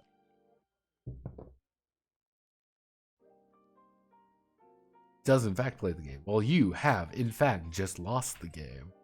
Dun-dun-dun-dun-dun. Fuck. Yeah, like, Fiyutsuki's playing the game, but he still fucking dies at the end. He doesn't do very well at the end of the day, but that's why he's interesting. Because you clearly know he doesn't like Gendo, and there's a lot of relationship issues there. So we don't know anything about the pilots. We really don't know much about our staff, because they're just staff to.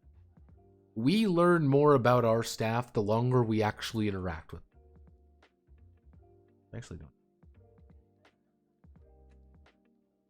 I mean, if we're looking at this, like, I think the solo people wouldn't really get it unless you got, like, you would get a military squad. Idea of... If we make it the idea, like, these bottom guys kind of,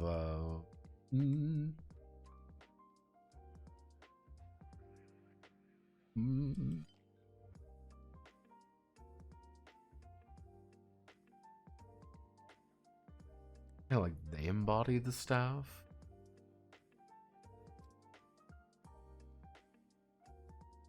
Oh god, he embodies the staff? Like, if you were playing a military officer, and as a military officer, your job is to kind of direct the army, which is kind of something everyone can kind of interact with, but not really well. You just interact with it really efficiently. And that's your job. Would you want there to be someone above you who can do what you do, just more? It's kind of the how do I want, like, let me see if I can find, like, this is CAG, otherwise known as Commander Air Group. CAG, we all love CAG. Like, CAG is just the commander of the Evan Air Group. That's all she is. She's just the commander of the air group. There are commanders of the ground forces, though. There are commanders of different locations. You get the idea. Like, do you want to play as CAG, or do you want to play as CAG's boss sitting in the war room, kind of thing? I think there's a little bit of A, a little bit of B there. That's kind of a question. Would you want a character like that? Human resources would be funny. Like, they're like the entire... This is stupid, but tell me this is a terrible idea. Effectively, the idea of human resources is that you have just more staff than everyone, and your staff can do everything. But they don't help you at all. You have to place them in different places. Something like, yeah, the human resources are literally all about is crowd control.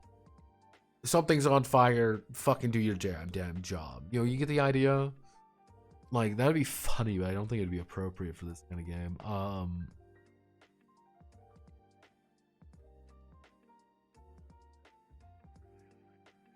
3 dots to your role. Like, it's kind of the idea of, like, this is the current little chart. It's like who inherits what. And this is kind of the, you could argue, like, hierarchy of things. It's kind of the idea of, should there be, like, military commander? That's a terrible way to word it, but like, if you are playing a military officer, would you want to have a military commander role? Or if you're like the intelligence officer and the military commander officer answer to the military, would you want that role to even be there?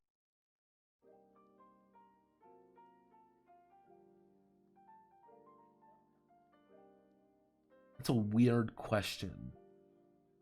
So, don't think so. I think we do that. And then I feel like I missed. But I mean, if we look at it, that's 1, 2, 3, 4, 5, 6, 7, 8. That's 7, 8.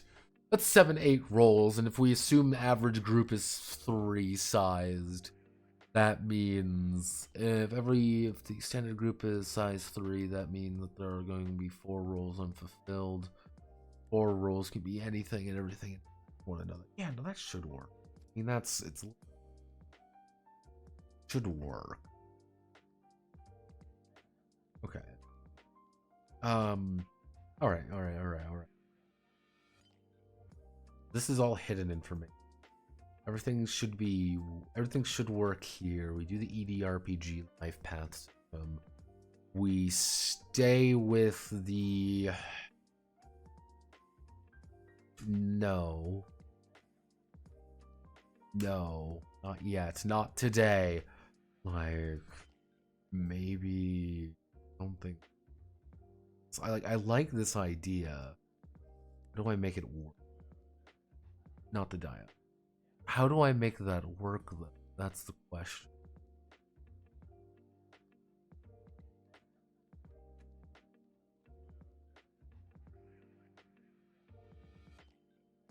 Oh my god.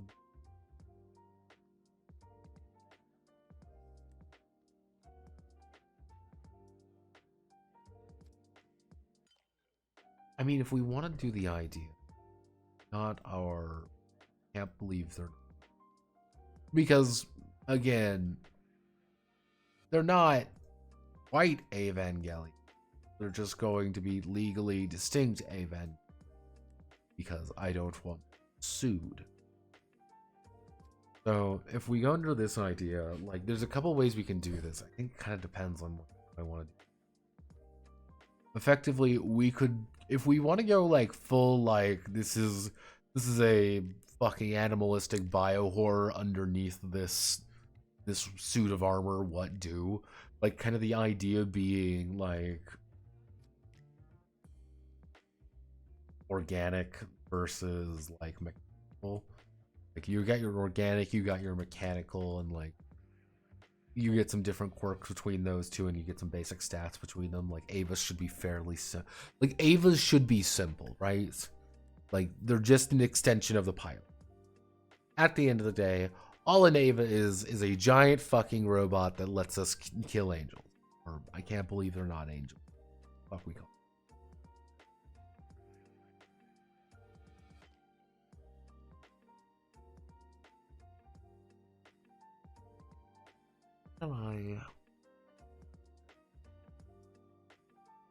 What am I missing?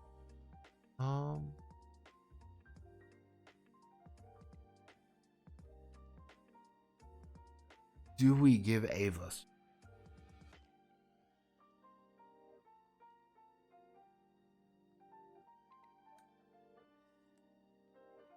We give Avas.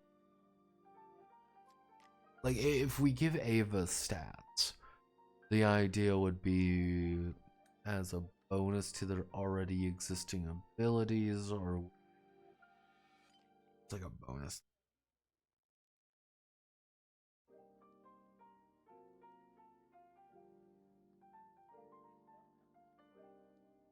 Let me check some.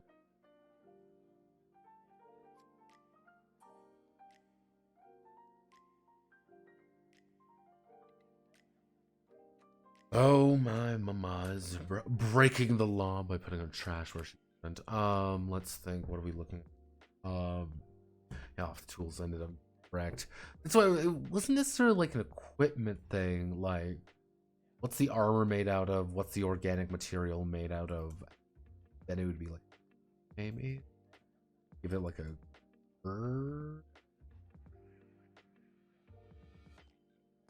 Effectively, it would be like, oh hey, the Ava's super strong. It can support another piece of equipment. And every equipment you gotta build them, you get different things. I mean, if we can if we want, go down the like the fucked up tech tree. We could do something like the worst idea is like we could do like the idea of like the tech tree. Because what I was thinking about doing is like every session opens up with a budgetary meeting. It opens up with a meeting, and in that meeting, it is, how do we sort, the budget? We should dedicate X amount of money to Ava repair. We should dedicate X amount of money to rebuilding the military. We should dedicate all these points to, a secret project that only the right hand knows about but really wants to do it, but he can't really tell us about it.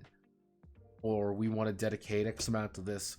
And it's like, if you do well, if the pilots do well, there are a few casualties, not a lot of, collateral, you get a bigger budget. Shit goes wrong, budget goes down, everyone suffers. So it's like, instead of advancing necessarily, instead of getting like, okay, the end of every session you get +1 point or whatever, it would be, you have to spend money effectively on professional development to improve yourself. Like it's an active thing that we're improving Nerve together. But hey, you want to actually, everyone wants to get a +1, you got to put in a good chunk of budget for professional development for a +1. Is it worth it? Maybe it is worth it. It's not. Oh god.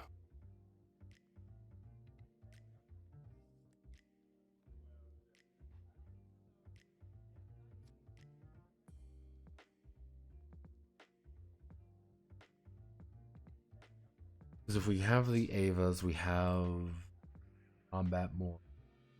Everyone's career is doing something. And because everyone's career is doing something, we're all interacting with the pilots different. Because we're going to be building trust. I mean, we could do something like trust? Trust would be a good idea?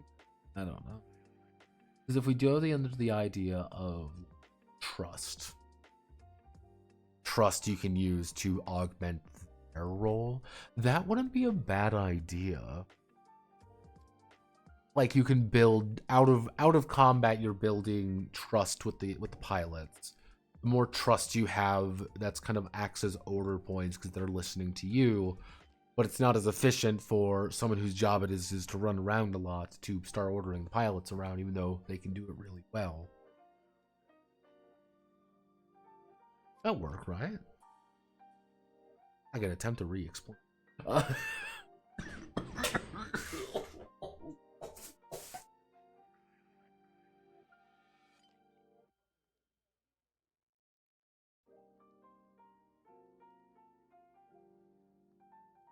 And now, for hand number 2.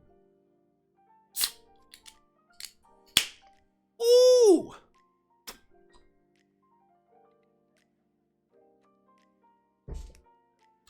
Ooh!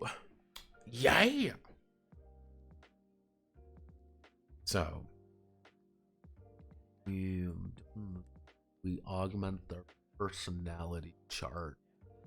We augment the personality charts and make sure they understand what they're doing, unless we have some like basic. We're using this. I mean, if we want to do something similar.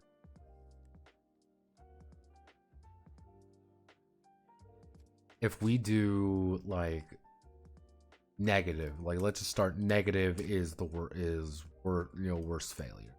If you end up with a negative, it just gets worse there. Then it's 1, 2, 5. Then it would be.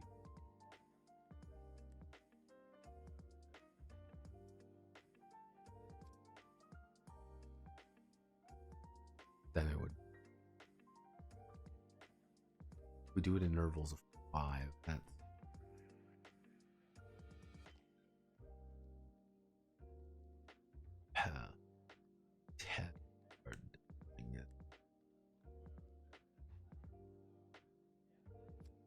Technically, yeah, like it's how do we manage that raised monster? I mean, if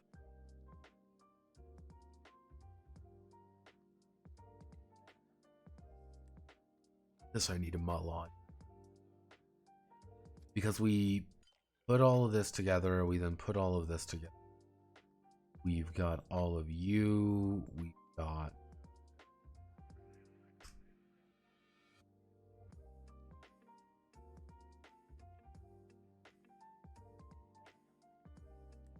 because now everyone's got a role and everyone's got a purpose. What we need to do is effectively hammer out what these guys are doing. Head scientist needs to be able to do, like the head scientist needs to be able to do multiple. Like that's the point. Like they're supposed to be able to do effectively.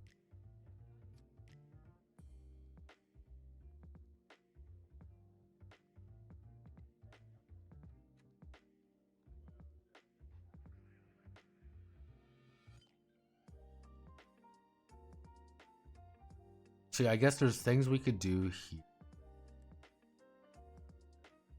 Like we could do things here to augment relief. I think that should kind of like the idea of like Misato is taking care of Shinji and technically Asuka. She has a stronger relationship with these two than Rei. However, hey, Ritsuko fucking hates Rei. Why? Because Ritsuko knows what the fuck she is. That's just something that occurs. Kaji's got a weird relationship with Asuka because of here. It's kind of like basic things, like the final quirk of like, hey, what are your connections, mate? Like, can that be good? Yeah, good idea. Kind of like, here's the part where you actually like, oh, you focused on your career. Oh, you actually can deal with other human beings well. So it's like you might get some down here, but that's where you really get to choose a lot of your connections with other people, and that allows you to pilot a relationship with other people. The other bridge guy, like pretty much all of the bridge people, all of the bridge guys actually liked Shinji one way or another. They thought he was very endearing. It was everyone else that got sick of his shit, including the audience sometimes. And that's why I like Shinji. Honest to God, Shinji is one of my favorite characters of all time. Fucking love Shinji. It's kind of like the idea of like you're here, and having a ton of players would literally just mean you are. Having a ton of players would mean everyone's taking on different roles down here trying to find an angel. If we're really stupid, we could literally put in a party game rule being like, yeah, congratulations, you have to go kill it. Like, you have to kill an angel now. It's just like a rotating table around the party. That would be really stupid, but it would be fun. And I think there's value in like people developing random relationships among one another as well. I don't hate that. Like, oh hey, roll the dice, and oh, I can't believe it's not Shinji has formed a relationship with someone. It's roll the dice. It's one of your staff members. Choose which one. And you can kind of flesh out Nerve along the way with doing things like that as well. Everyone's kind of having relationships with one another. There's shit going on behind the scenes very randomly that you have to now play around.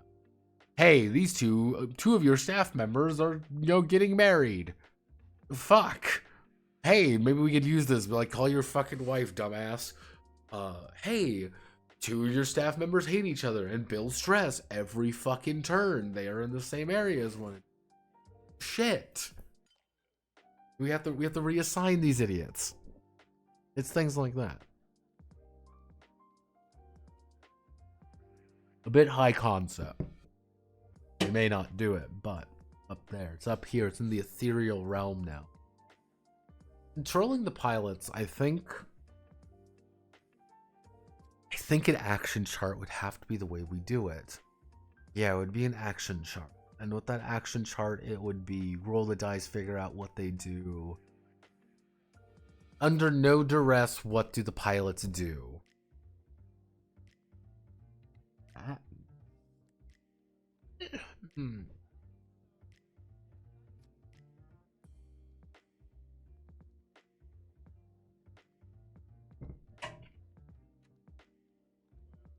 A power company cut us off. Yeah, it's kind of the idea of, like, we would need to have an action chart of what they would be doing. We can look at solo. I mean, what's solo? Curse this being such a niche part of the hobby. Like, solo war games, we would effectively need to, like, it sounds weird to say, is like, you would need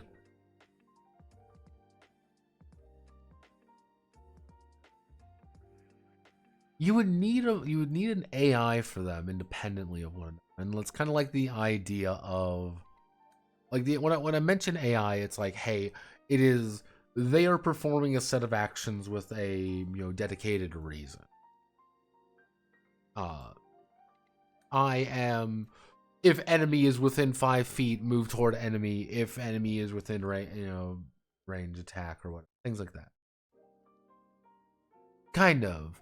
It's effectively in Rangers of Shadow Deep. Rangers of Shadow Deep has an AI, and it's the idea of they'll move toward, like, set points.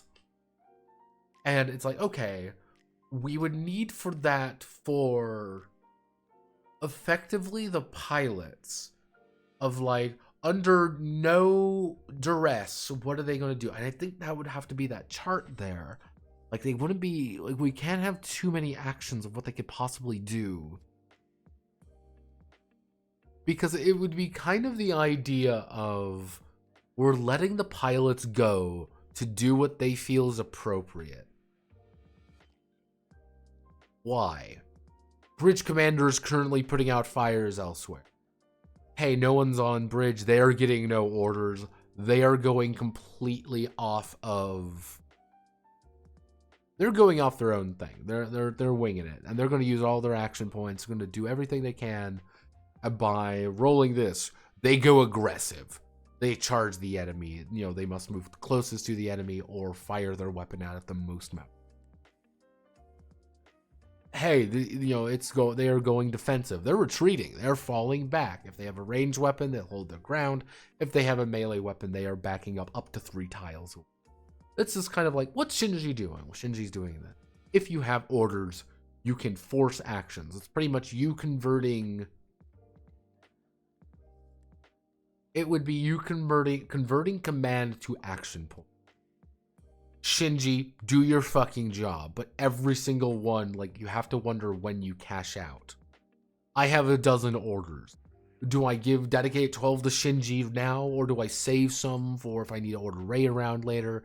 What do we want to do? So it's kind of like it's a building currency that you got to spend to do something.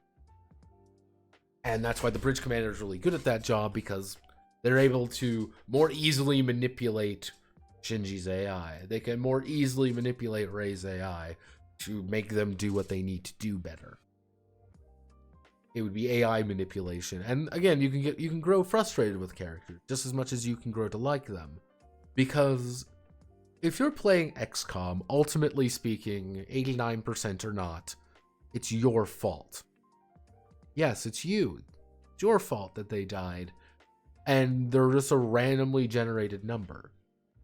The thing is, but after a time of playing with the same soldiers from XCOM or same units or whatever, and like, you eventually grow attached to them, because that's just not XCOM sniper with X amount of points and Y. No, that's my sniper who hit 10 headshots and it was amazing and did a bajillion damage and killed the final boss 4 times. Cool. That's, you attach a personality to it almost. Personification. You attach a personality. You get attached to them. That's kind of the idea of what I want to do for pilots. Attach to them gradually, learning more about them, and gotta be willing to... You get the idea, though. You feel a lot more connected to them when you do have to make hard choices. That's kind of the idea there. It's like, someone who has high trust with them should be able to manipulate them easier than someone who has a lot of command. And maybe we could do it like a base value, like you always have that level of command with them. That could work. That means if Masato's not available, Fuyutsuki can step in to try to be low with Shinji, but the problem is Shinji doesn't like Fuyutsuki, so he's not going to listen. So instead of like a point... Again, I'm trying to think of how to make pilots as easy. Because that would be the goal. Like, you would want to make... The GM can roll 3 pilots in front of you, note down everything, and say, here are your 3 saviors of humanity. Here are your failures. Have fun. That would be a goal of like, yeah, hey, this is what I rolled. Have fun, asshole. Like, they're dog shit now because... You know, our Shinji's got, you know, a crippling autism or whatever, but we won't tell you about it until later.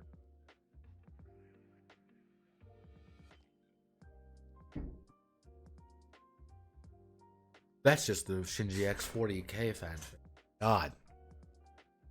None of you have ever read the very Shinji 40K fan fiction. They're nuts, man. They're fucking bonkers. Like, I looked at it, I'm like, what the fuck, man? And the worst part is they're not poorly written either. That's the worst part. They're not poorly written. Like, it's frustrating. Like, that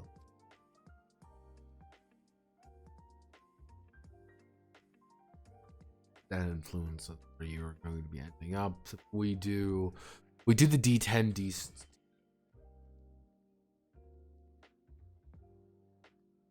Yeah, I know that. Yeah, sure.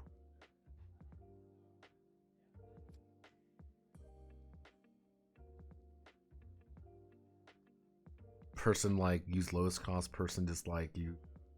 Other. Yeah, it's kind of the idea of if you get an emotionally volatile character, like you don't know, this pilot is very emotional volatile.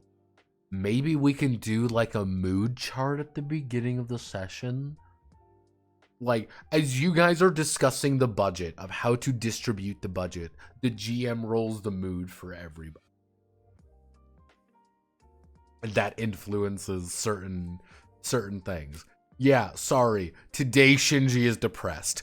Why is Shinji depressed today? I don't fucking know. He's just sad. And now he doesn't like anybody because he's being a depressing idiot. Oh, hey. Rei's having a manic episode today. Shit. What do you mean? Uh-oh. So it's kind of the idea of like as you guys are doing something extremely boring, the budget.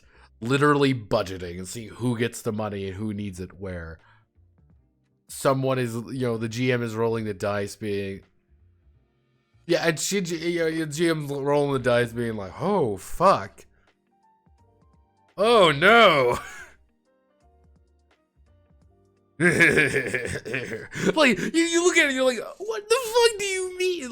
Like, it should be one of those situations you look across the table being like, why the fuck are you laughing? Why are you laughing? Why are you saying these things? And you just you hear the whole like worst GM laugh in the world, and you know the exact laugh. The laugh of ha ha ha, I know something you don't. I'm gonna be able to do something silly. Gendo posing, exactly. They're Gendo posing. Everyone else is discussing the budget that you don't have. Oh no, the Avas are on fire. Oh god. So we choose we choose our career. Okay, so still not happy with these stats. I don't know how to. We do the EDRPG life path system. You get a number of them equal to your years. You choose your career based on what you qualify for, or maybe I guess we could have like a quirks thing.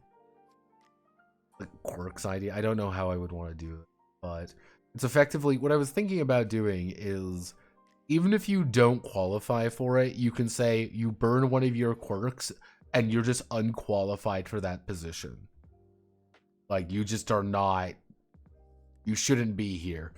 You are going to die. How are you doing today? Very heavy sleep now. I'm doing all right. I have been drinking.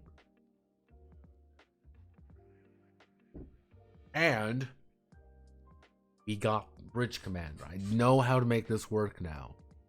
The fact I know how to make it work. Big brain is what I do best. Though I'm not entirely sure how I want to do this. There's ways to do this. I'm trying to think of the best way. Wait. Let's see. Yeah, we do this. We understand our stats, so the hardest part would be doing the solo. It's effectively a solo war game. What do you? Oh God, how would you do the idea of?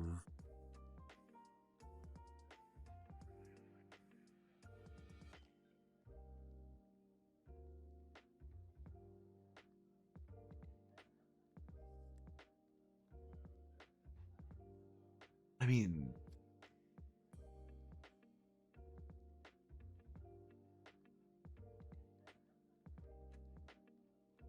yeah, okay, so it's like we don't have a lot of orders for them.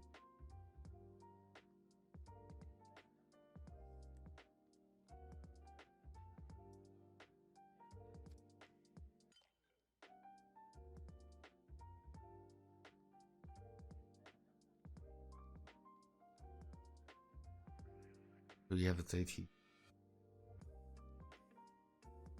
Because sometimes you can just expect the pilots to follow their orders.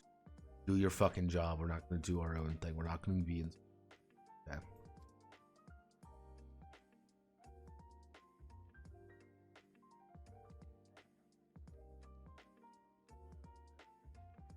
Have a good one.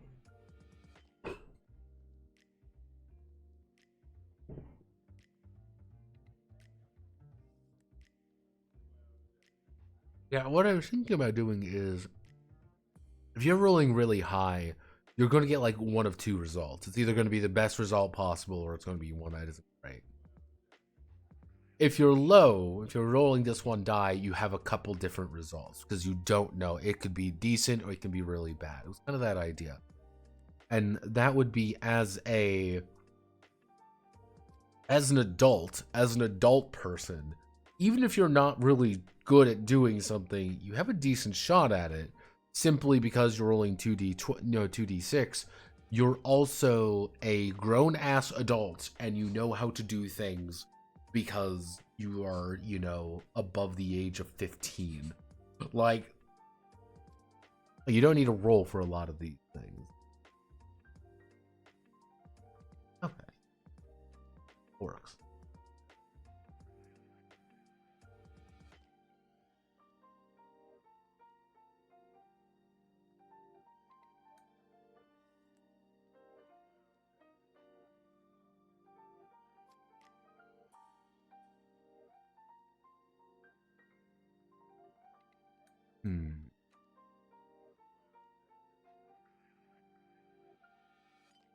listening to someone's downstairs.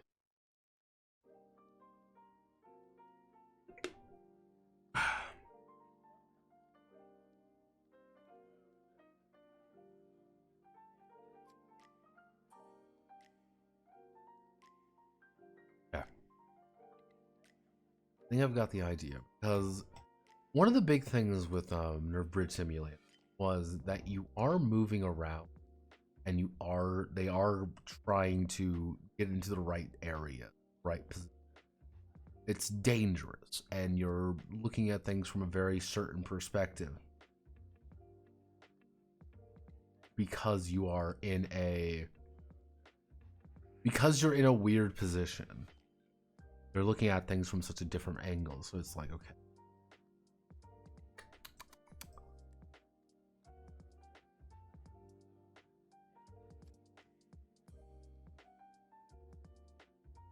Okay.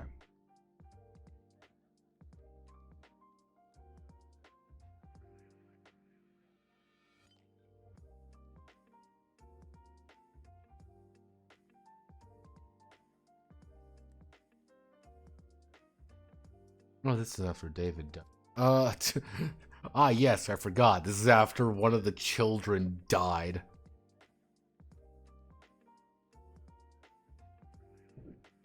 How foolish of me.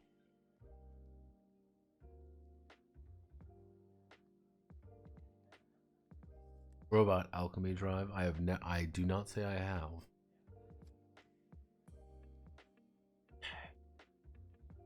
A lot of inheritance.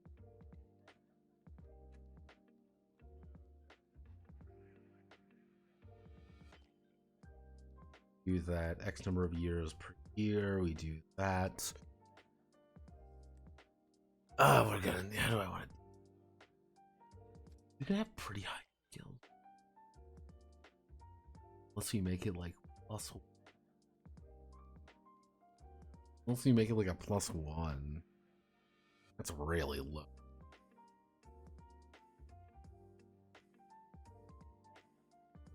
Where you run after your mech because you won't be able to see it otherwise.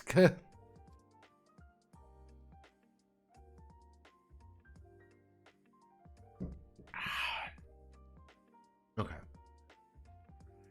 So if we're doing a target number, we need to keep.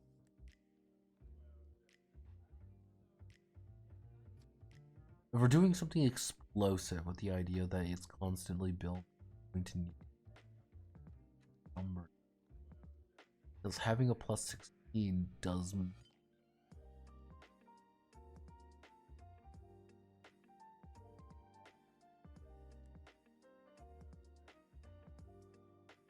Let's use. No, that's.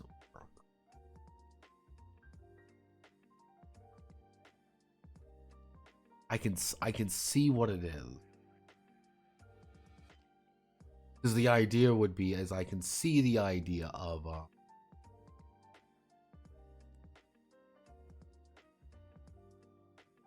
I do get the idea of a unresponsive live feed. Oh god. Oof. It's kind of the idea of you're trying to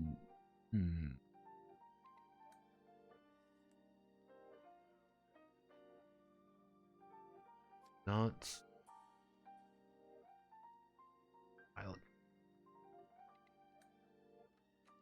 that could change.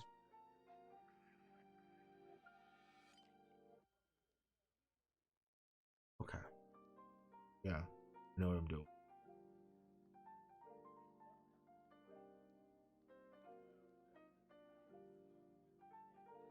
There's a reason to play as with NPC classes. Shove people off to do departments with the sake of everything. Yeah, it's kind of the idea. Like one of the ideas that I would want to do with the staff system is, if someone's not there, you treat them as a staff member effectively. Treat that class as a staff member, trying to get them to do shit. You need everyone to do their job now, because if they don't, everyone will die. It's like, And that's where it gets a little bit difficult because you're trying to organize everyone to do their job, but you need them to be in 5 different places at once. You know, you get a lot of action points, but you have to spend, you're going to be spending a lot of them as well. That's why I'm a little bit like,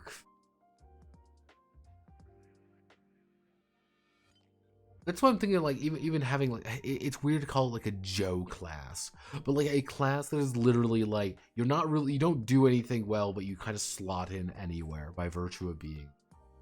No one can play the Joe. Like that's what I was thinking, but that's kind of a dumb idea. Were there ever double agents or saboteurs in the set? Yes, that's actually a very big thing. My thing there would be, that would be like a random event, or that would be something that is more important than a side character can do. Kaji can be a double agent. You know, Kaji can be a double agent. Hyuga's not going to be a double agent. Why is Hyuga not going to be a double agent? Because he's a normal guy who is part of Misato's staff.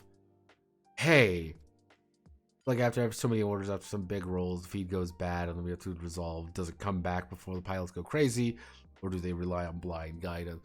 Yeah, it's things like that. You can play with things like that because that's the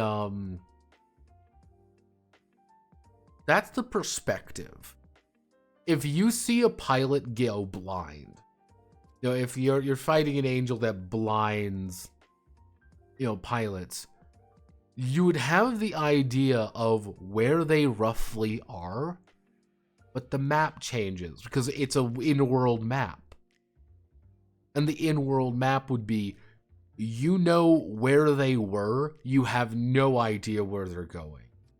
You can order them, and they can stop, they can, we can roughly triangulate where they are. Yeah, you don't even get to say there's a building over there. You would, everything you do would have to be filtered through the pilot, who is unreliable by themselves.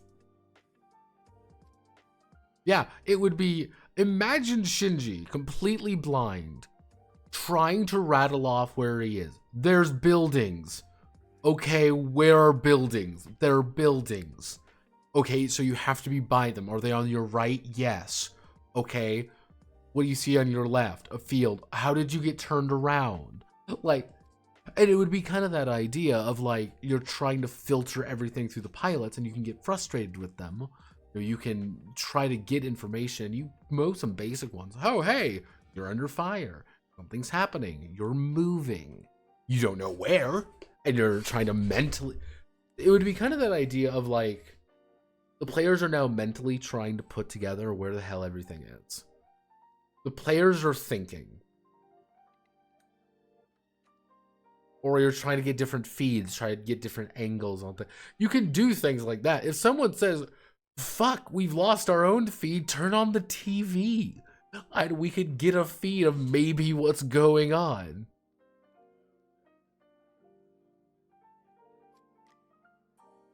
Yeah, and that's where like clever characters come in. That's where you can start doing some player thoughts that other characters might have. Sato might never think of that. Ritsuko may never think of that. Gaji with his dog shit stats being like, why don't we just turn on a fucking TV? They have a camera rolling. And then you do, and it's a genius idea. Player ingenuity without having to worrying about character. We do something like that. You're trying to get different feet. Okay, no, that works. Trying to guide everyone to do what they need to do. Writing that action chart's going to be a bitch, but if we find the right way. Oh, we have a no, we don't. And yeah, that would be a side, I think a good side note to put in, being like, you can play this extremely weird if you want. Like, if you want to say, hey, you've lost sight of things, have them lose sight. Oh, hey, we literally have horrible, like, awful, like, sight pings of where they are. Like we only have horrible site pings of where they are, and we have to work with that information. Like what I think about like it not being default, like putting it as an option, like putting it as kind of like an optional thing, would be, this is a very weird idea. This is a very esoteric idea. You want to do it. Every map you deploy into, you will have to roll to see what you are actually dealing with. You're in city, you're in the city, you have perfect live feed. You know the entire map before you even fucking begin. You're in the middle of the fucking countryside with no access to anything. You have what the pilots can see and very little else. And that's kind of like that's a very complicating thing, because pilots are going to look forward, obviously. They're going to look around. They're not going to give everyone a perfect view of everything. It's also kind of time consuming for the GM. But it'd be like, if you want to do something like this, blind ping is like, you know where they are and what's around them. Nothing else. If they drift too far from the group, they lose that ability. They just know what's... And like, okay, that's a... Yeah, you're in the nightmare dimension. You have radio feed. Like, you can talk to them, but you don't know what else to do.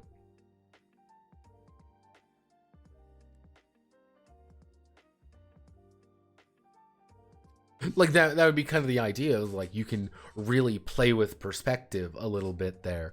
Imagine being the person just on the radio.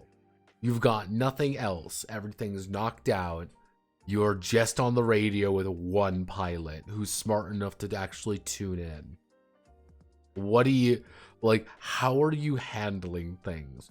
Head technicians sprinting around trying to fix shit. Scientist is having a fucking panic attack in the other room. Envoys, trying to make sure people aren't dead.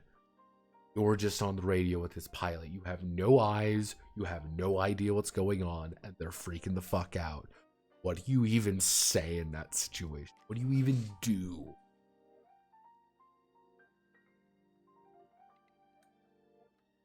Yeah, it's chat boxes barely getting... Like, you can do a lot of very creative GMing here. The problem would be, you don't need to, and I'm not gonna like... Here's it in the mechanics. It would be a side note saying, this is something you can do if you feel up to it. I believe in you.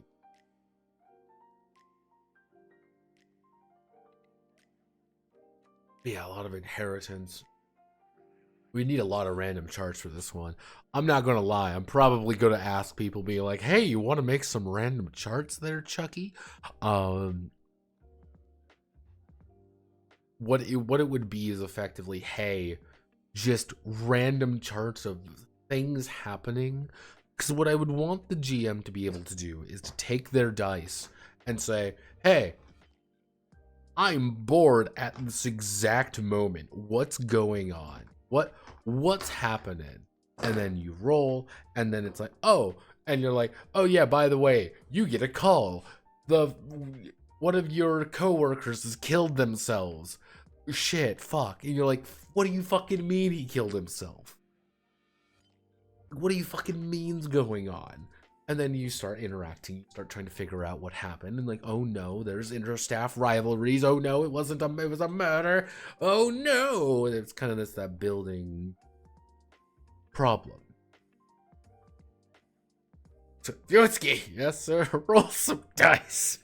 Yeah, that's effectively what it would be doing, is D66. It might be a D66 table on less results haven't. But yeah, it would be the idea that as a character and as a player, you're kind of reacting to the situation developing. And because you're reacting to that situation, everyone has kind of a different perspective on it. Head technician may have thought, like, we need more funding to fix the Avas because they are in fucking fire currently and we need to fix them. What do you mean you're going to dedicate all the money to a secret fucking project? What the fuck do you mean? And then you would suddenly start getting interested in it. Players are going, players kind of have that natural incentive. You got the more external one, I want more money, and internal one being like, hey, wait a second, all this funding went to a secret project. I want to figure out what the secret project is. You're trying to figure out that personality, even if a character's a player, NPC, and it would be a lot of like determining how NPCs function outside of the character's control, which is a really weird thing to think about, by the way. Extremely fucking weird. There's a reason this is uncharted territory. We're kind of balling, as one might say.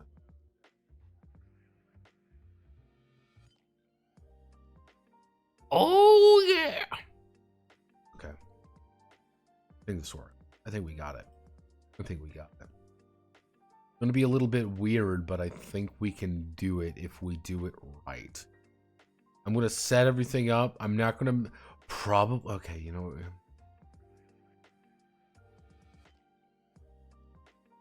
I can see it what it is. This week might be a little bit weird. I do plan on getting a video out Wednesday. It might be a little bit later than usual. When like Christmas itself is going to be a little bit weird. Christmas Eve is going to be weird. I'm not going to make any like strong promises on for videos there. It's Christmas Eve. Christmas gets a little bit weird every time, you know that. People don't even care about the money anymore. They're literally the end of the world and just have working shit because yeah, it's kind of the idea there, Solid would be as a character, why should you care about money? You don't really care about money. Every budget meeting, you sit down there and try to like distribute a meager, you disregard like this meager amount of money, in relation, like we should get all the money in the world because it's the end of the fucking world and we need there. Like, no, it feels petty when you get only $10 billion. You're trying to distribute it to fix everything. It's like, oh, well, yeah, it's $10 billion, but like, guys, it's the end of the world. I think we should all kind of like work together on this one. Oh, okay.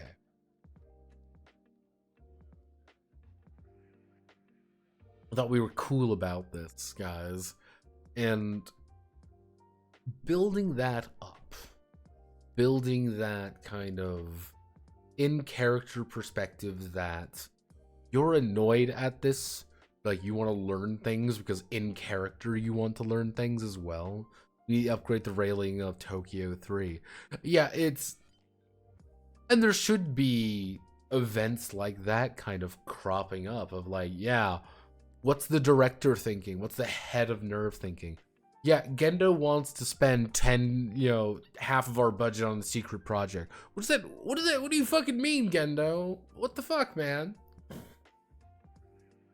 On the other hand, it might be there was excess collateral. You gotta fix it. Hey, you can build some PR points if you dedicate. You've proven incompetent on taking care of it, so we're cutting your funding for it. Effectively, is like, yeah, we're just gonna cut your funding. You'll do better. I'm like, what do you fucking mean? I think you should feel annoyed of like the gravity of the situation, but you're looking at it from also the perspective of we're just moving our little soldiers around to kill them, even though we know these are for kids. There's that weird perspective issue, and that's why the secret society running things should have a weird appeal to the people who figure it out. Hey, are you saying that the fucking Majestic 12 are going to, instigate, super war and this entire thing is an elaborate ploy to save humanity? Oh, maybe I'm going to join these guys. Maybe they got good dental benefits. Oh no, it's a giant, horrible Satan cult that we're worshiping.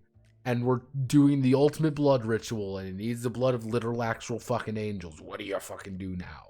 What do I do with this? And that's kind of the idea. It's like each character should have different reactions to things, should have different perceptions of things. And feeling so petty about the budget should feel good. You should feel frustrated. What do you fucking mean they're cutting my budget? We need that budget. They got damaged because you're an idiot. What do you mean I'm an idiot? I did my job. Fuck you. It's that really petty argument, I think, are good because you're thinking about it in character.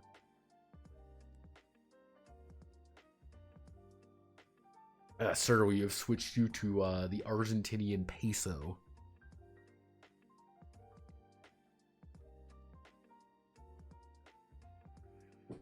Converted to USD, right? No. Sorry, absolutely. But yeah, we should, with this should work right. It's gonna be weird. I'm gonna tell you all right fucking now. This is gonna be, but I think we can do it. I'm going to hopefully get this set up. I am then going to work tomorrow. If I get the video done tomorrow, Brave New World of Gaming. If I get the video done tomorrow, I will maybe do a stream. We will just talk. I don't know yet. If I don't, I won't. I'm probably going to be working on that all day. My Brave New World of Gaming. I do plan on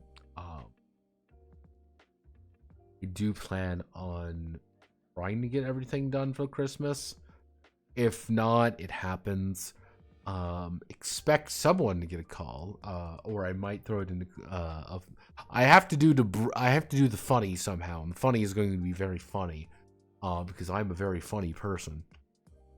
But the script is quite large. I don't know how long it is.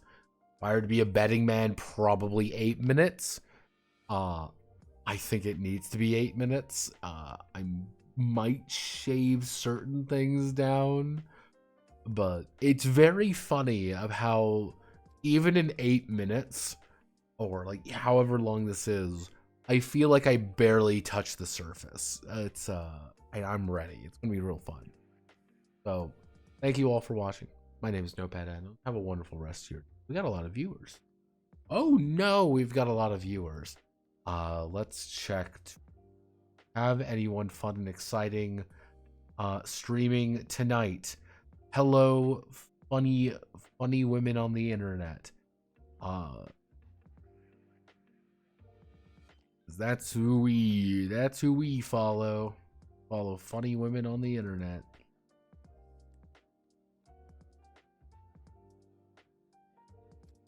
I don't like you. You're a flesh person. Go away, flesh person. Alright. Thank you. Godspeed. Good luck. I will see you all maybe tomorrow, maybe not, depending on videos.